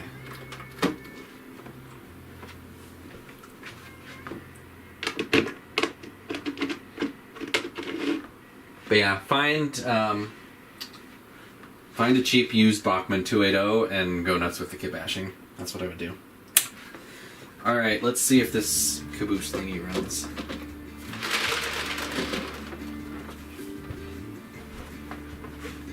Yeah, train shows are pretty much the only place to get decent deals. Like, every now and then you can score something on eBay, but as I was talking about before,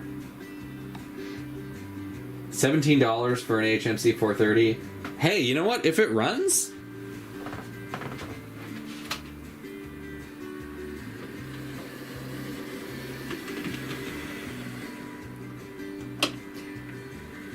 it does indeed move. Not very fast, and I doubt it'll pull much. We can try coupling it to the train. Oh, it won't couple because of the overhang. But yes, it does indeed move.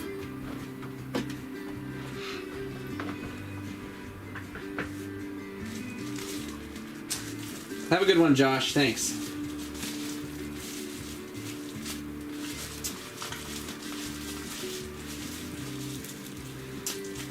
Chase, I don't think this will pull anything.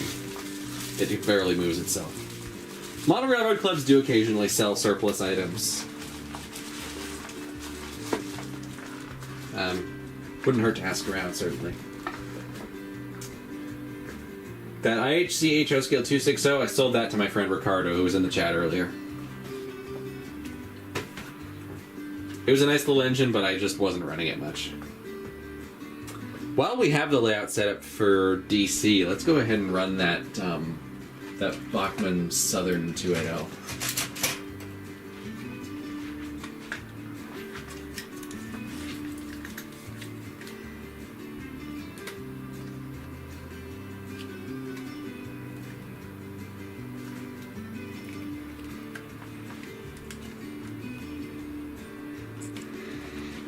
Chase, the reason it can't, I don't think it could push or pull something, is only 4 of the 6 wheels are driven, and it's not really heavy enough to get any decent traction. I've tried to pull stuff with it before, and it just doesn't.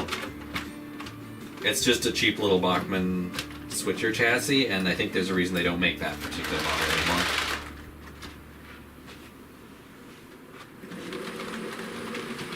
That sounds a little rough.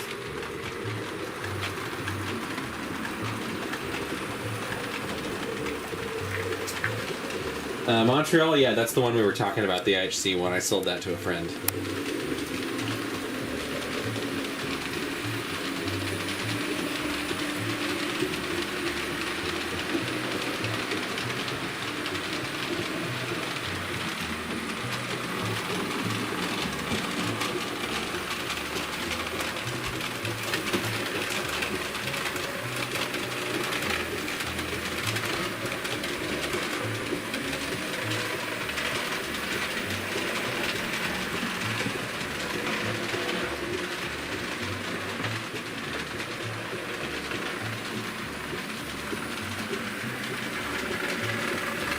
What is that grinding noise? That's a little concerning.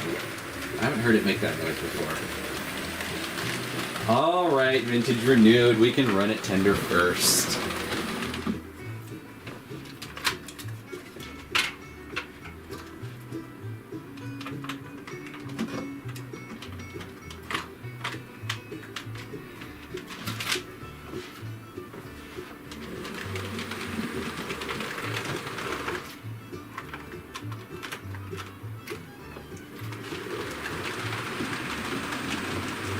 This is just for you.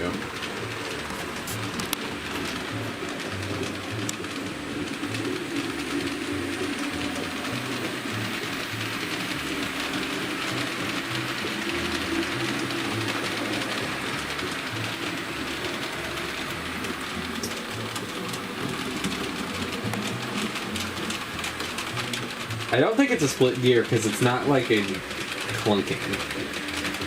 Probably just needs some lubrication. The little caboose critter was an old Lifelike caboose shell attached to a Bachmann switcher frame. I'm not sure who made it. It was given to me by somebody at a train show.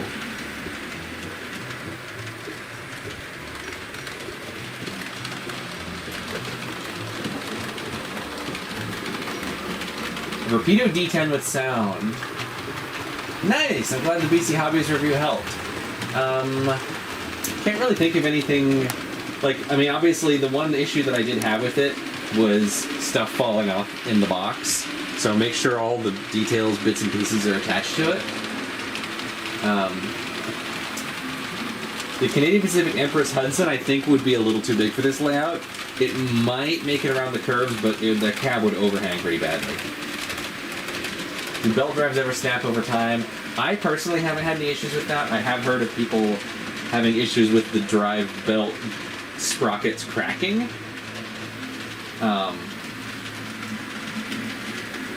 But I've never personally run into that issue. The belt drives have actually always been one of the most reliable parts of these Bachmann engines for me. Elephant style back to back or Viking style nose to nose? I don't generally, because it's a small layout, I don't generally run more than one diesel unit at a time, but if I do, I'll put them back to back. Like an AA set of F units. With like both noses pointing out, so it's double-ended.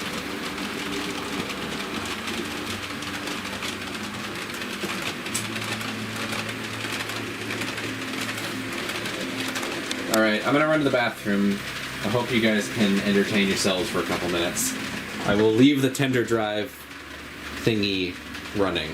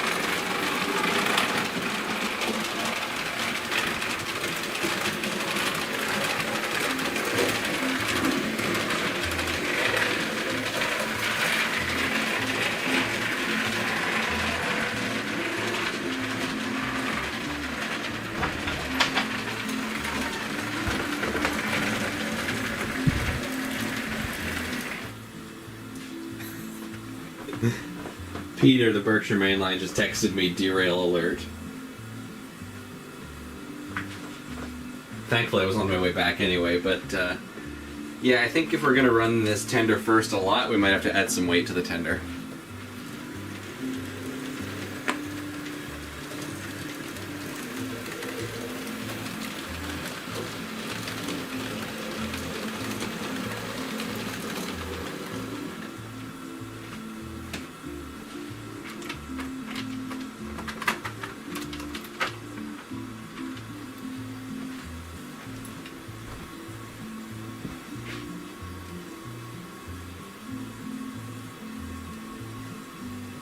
Have a good one, Gerald.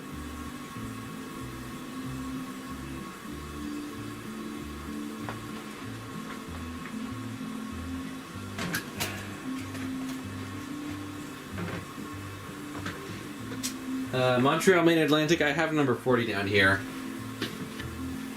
It's been acting up. Where did I put it? Oh, here it is. I ran it not that long ago and the decoder was acting weird. But we can try it.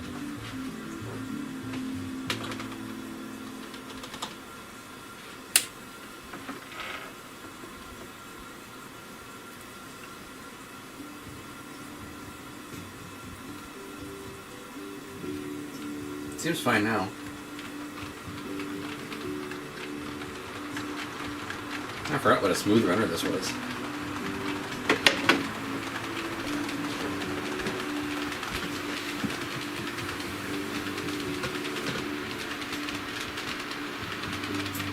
Supersonic, I think the two headlights on 765 are some kind of modern requirement for the excursion service. Don't quote me on that.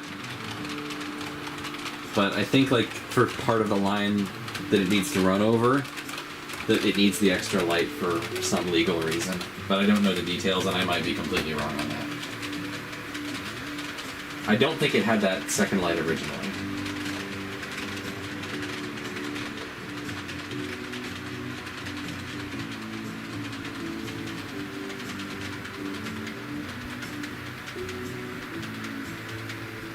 Wow, it's 11 o'clock already. I'll probably wrap up the stream within the next 20-30 minutes.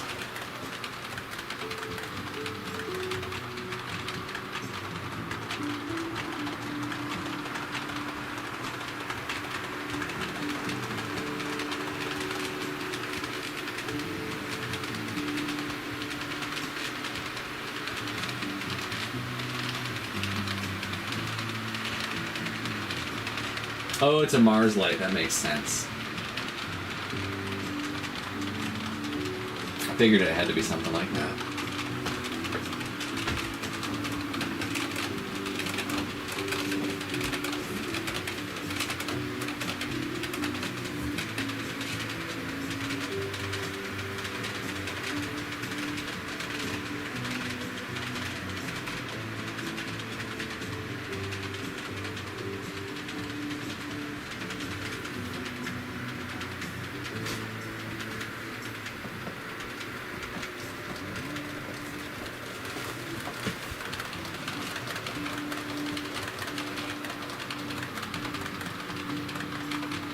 Ex-California Western 262 was sold to Mexico to work at a sugar plant. Wow, I didn't know that. That's super cool. I'd love to model the California Western in its heyday, with all the little, like, 262s and stuff like that, doing logging. And, or model the Mexican steam railroads. There was some super cool stuff down there.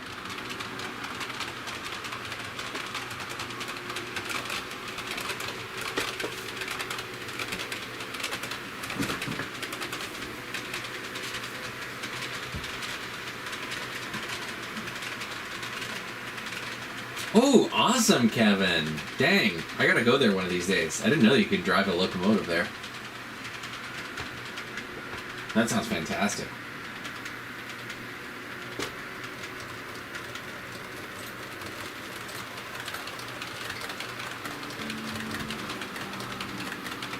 The 262 is still around, wow.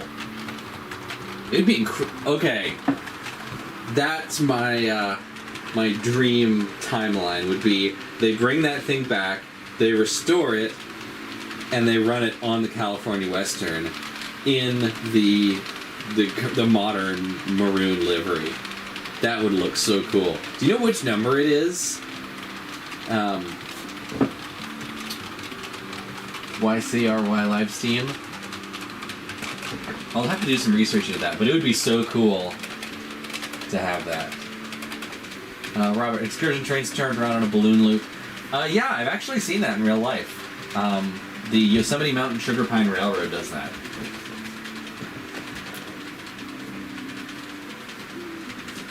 And not only have I been there, I bought a hat.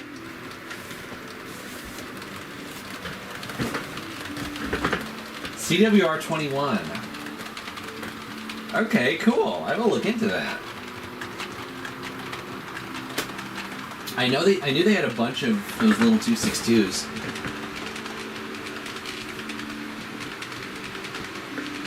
Yeah, maybe I should build a model of that as like a what if it came back to the skunk train.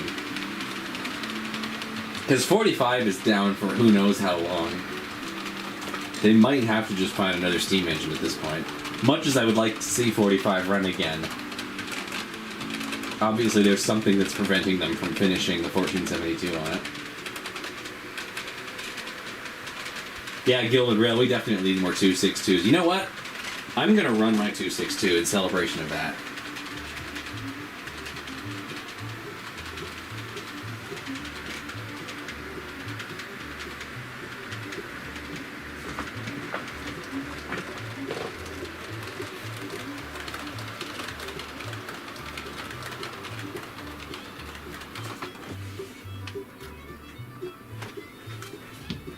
I realize the California Western's in kind of a sad state nowadays, but it is a railroad that I have a lot of sentimental attachment to.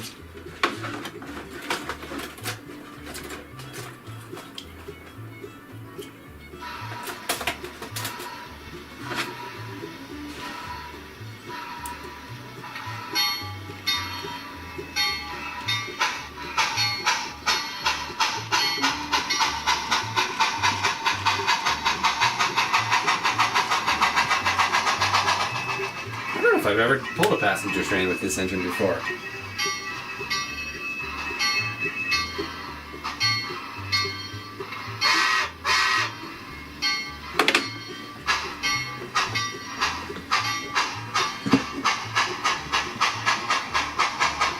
Yeah, 262s are very Frenchy.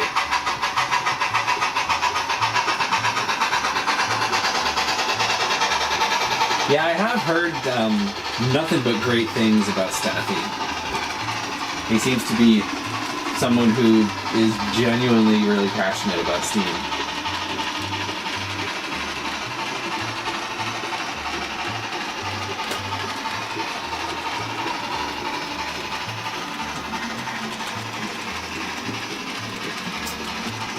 Hello, Dan Conlon. Thank you. Future plans for the channel. I have many future plans, but I'm also a very big procrastinator, so who knows when they're going to come into fruition. But first priority is to finish the turntable. Second is to get the O-gauge layout in a somewhat presentable state so I can go back to filming videos on that. I've got more custom locomotive videos in the works. Next one of those, well, the one on this 440 is going to be coming out in probably a few days. I just need to finish editing that. And then the next one after that will probably be on this 262 that's running right now. But who knows when I'll get around to filming that. But yeah, I've got custom O-gauge stuff to do videos about. I've got O-gauge stuff to review. I've got HO stuff to do videos about and review. Yes, these are oh wait, Walthers? I don't know if they were ever sold as Walthers. These came in River Rossi boxes. Yeah, New York Central Hudson's, it would be amazing if there was one of those in existence. Maybe someday we'll build a new one. kind of like the T1 Trust project. Yeah, YCRY, it'd be amazing to get any info at all about the current state of 21. Like, even if it's not salvageable, just to get like detailed photos to build a model of it.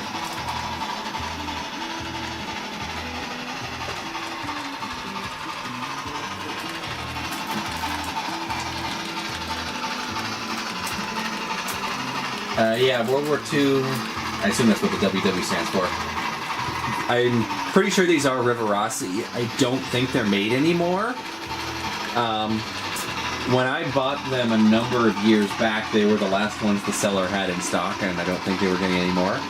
But they do show up on the used market fairly regularly. They're pretty nicely detailed cars. The only thing is that taking them apart, putting them back together is kind of a pain. Hello, Chassis. Welcome back. C and I M. I'm going to have to look that one up.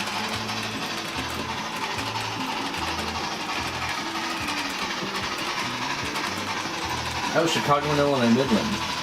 Wow, that is a surprisingly large 440. I like it. Kind of reminds me of the IHC one. And Walshard's valve gear on a 440. You don't see that very often. That'd be cool to build a model of too. Hello, Red Dead. Welcome. I'm probably going to wrap up the stream pretty soon, but glad you were able to pop in. Yeah, I think this might be the first time I've run this locomotive with the heavyweights. Oh, the old Walther's wood and metal ones. Yeah, no, I don't have any experience with those. Those were a bit before my time. These Rivarossi ones are all plastic.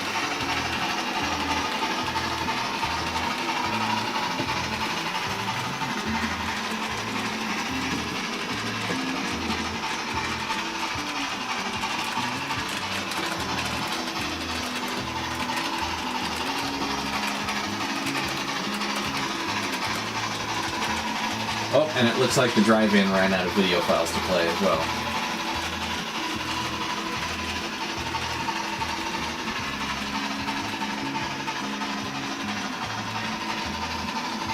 They're the last 440s built, wow. I have to do more research on this. That'd be a cool model to build. I wonder if I could, like, start with a 460 and remove one axle, if that would get close to the right proportions.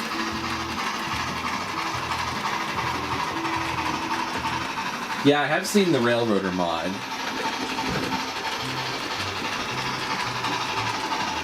I wonder. I was wondering if a Bachmann 460, you could turn it into one of those 440s by just removing one axle, but I think the remaining two axles are spaced too close together for it to look quite right. I don't know, actually. They are spaced pretty close on the actual locomotive. I'm going to do more research into that. That might be a feasible... Oh, well... The only thing is, there's not enough... There's too much space on the model between the pilot wheels and what would then be the front axle. Oh, they do it only for big events. Still, it'd be cool if I could, like, manage to schedule a trip out there to coincide with one of those. I have always wanted to at least try running a real locomotive.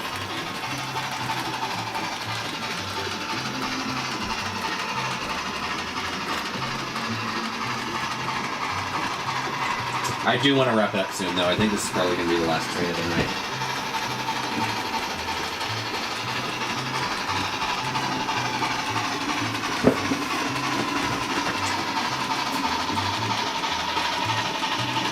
Yeah, I've seen pictures of the 4449 pulling the Freedom Train. Wait, is that the one... Bachmann is doing a special edition Freedom Train set in HO. I wonder if that's... I think it is a GS4. I wonder if it's 4449. Yeah, it is. Okay, so yeah, so that must be based on the 1976 one.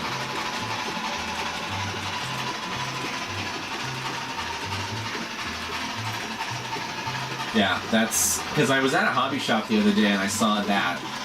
And I was like, wow, that looks just like the 1976 version.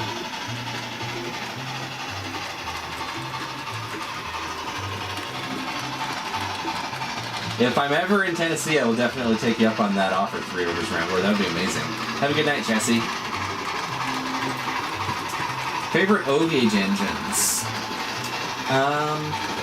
Honestly, the two that I really wanted when I got into O-Gauge were the Lionel Southern 4501, which I have, and the MTH New York Central 999, which I also have. I mean, obviously there's others that I think would be really cool to get, but those two were like the main ones. That and the Williams 10-wheeler, so that I could make it into Red Oak 3. That'd be amazing, Three Rivers Rambler. I don't have any plans to be in that part of the country anytime soon, but if I ever am, I will definitely let you know. Have a good one, Montreal.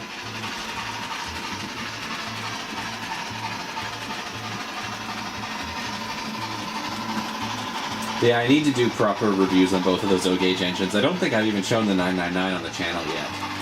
It's such a gorgeous model.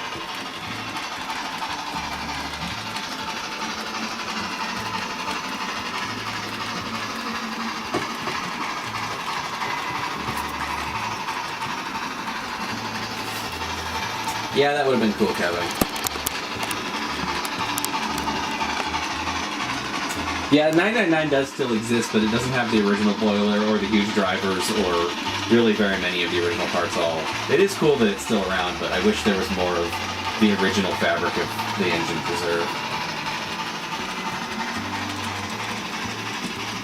Have a good one, TFFC. Thanks for hanging out.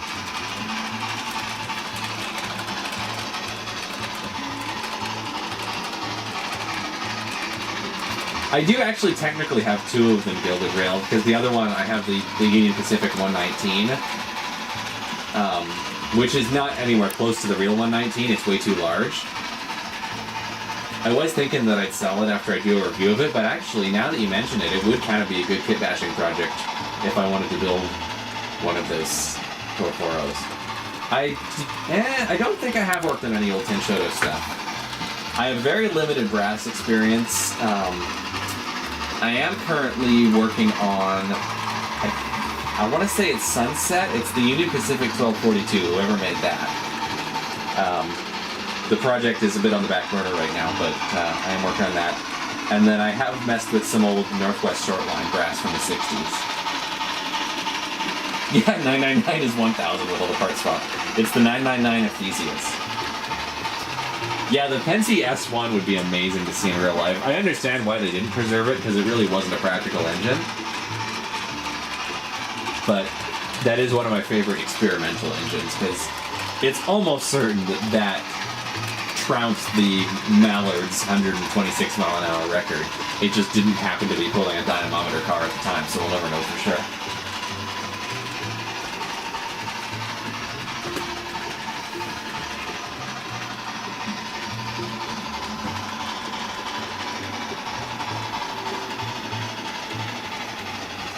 I'll go grab my 999 if you want to see it.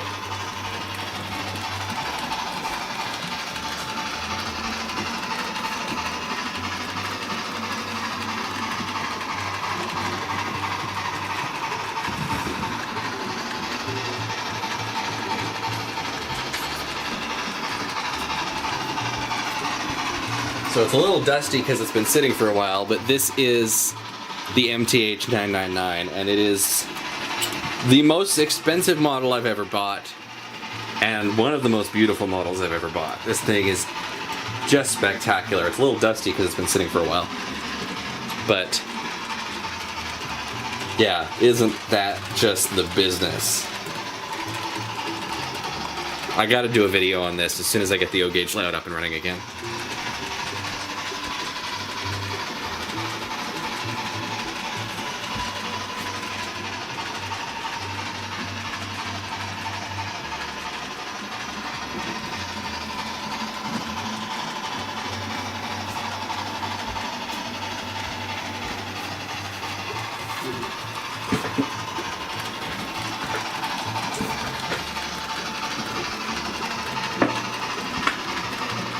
Okay, yeah, Peter, that's what I thought. I just wasn't sure offhand.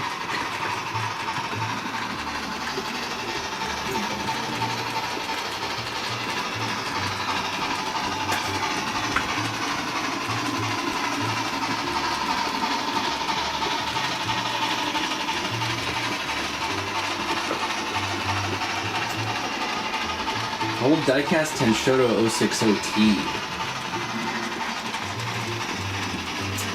Favorite O-gauge engine from the pre-war and post-war eras? I mean, the obvious answer is the Hudson, the 700E.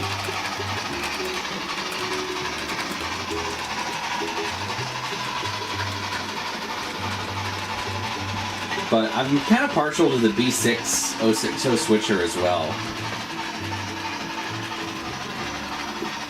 That's another neat one that was pre-war but very close to scale.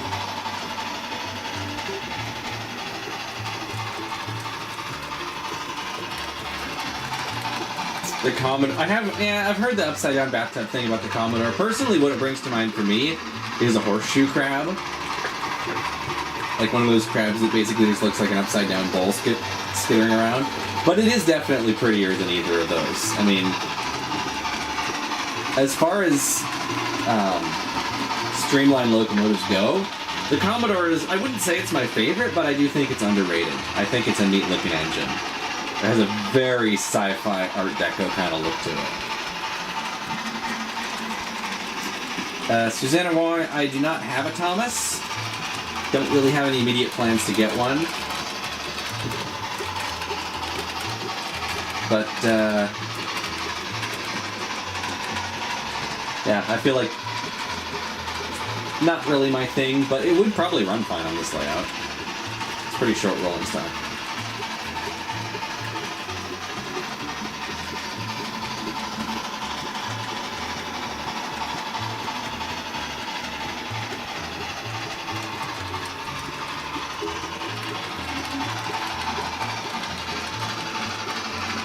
Alright, well, I'm thinking I might wrap things up. Thank you for hanging out, everyone. It's been a lovely stream. I should be back at it next week. Ooh, NYC Mercury. I really like the Mercury. It's definitely one of the more out there streamlined designs, but I do think it looks pretty cool.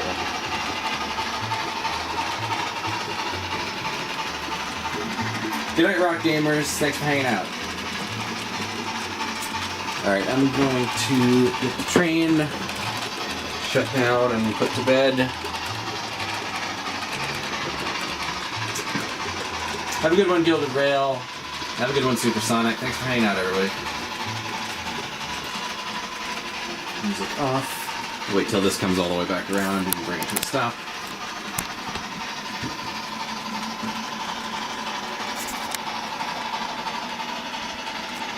Have a good one, Kevin.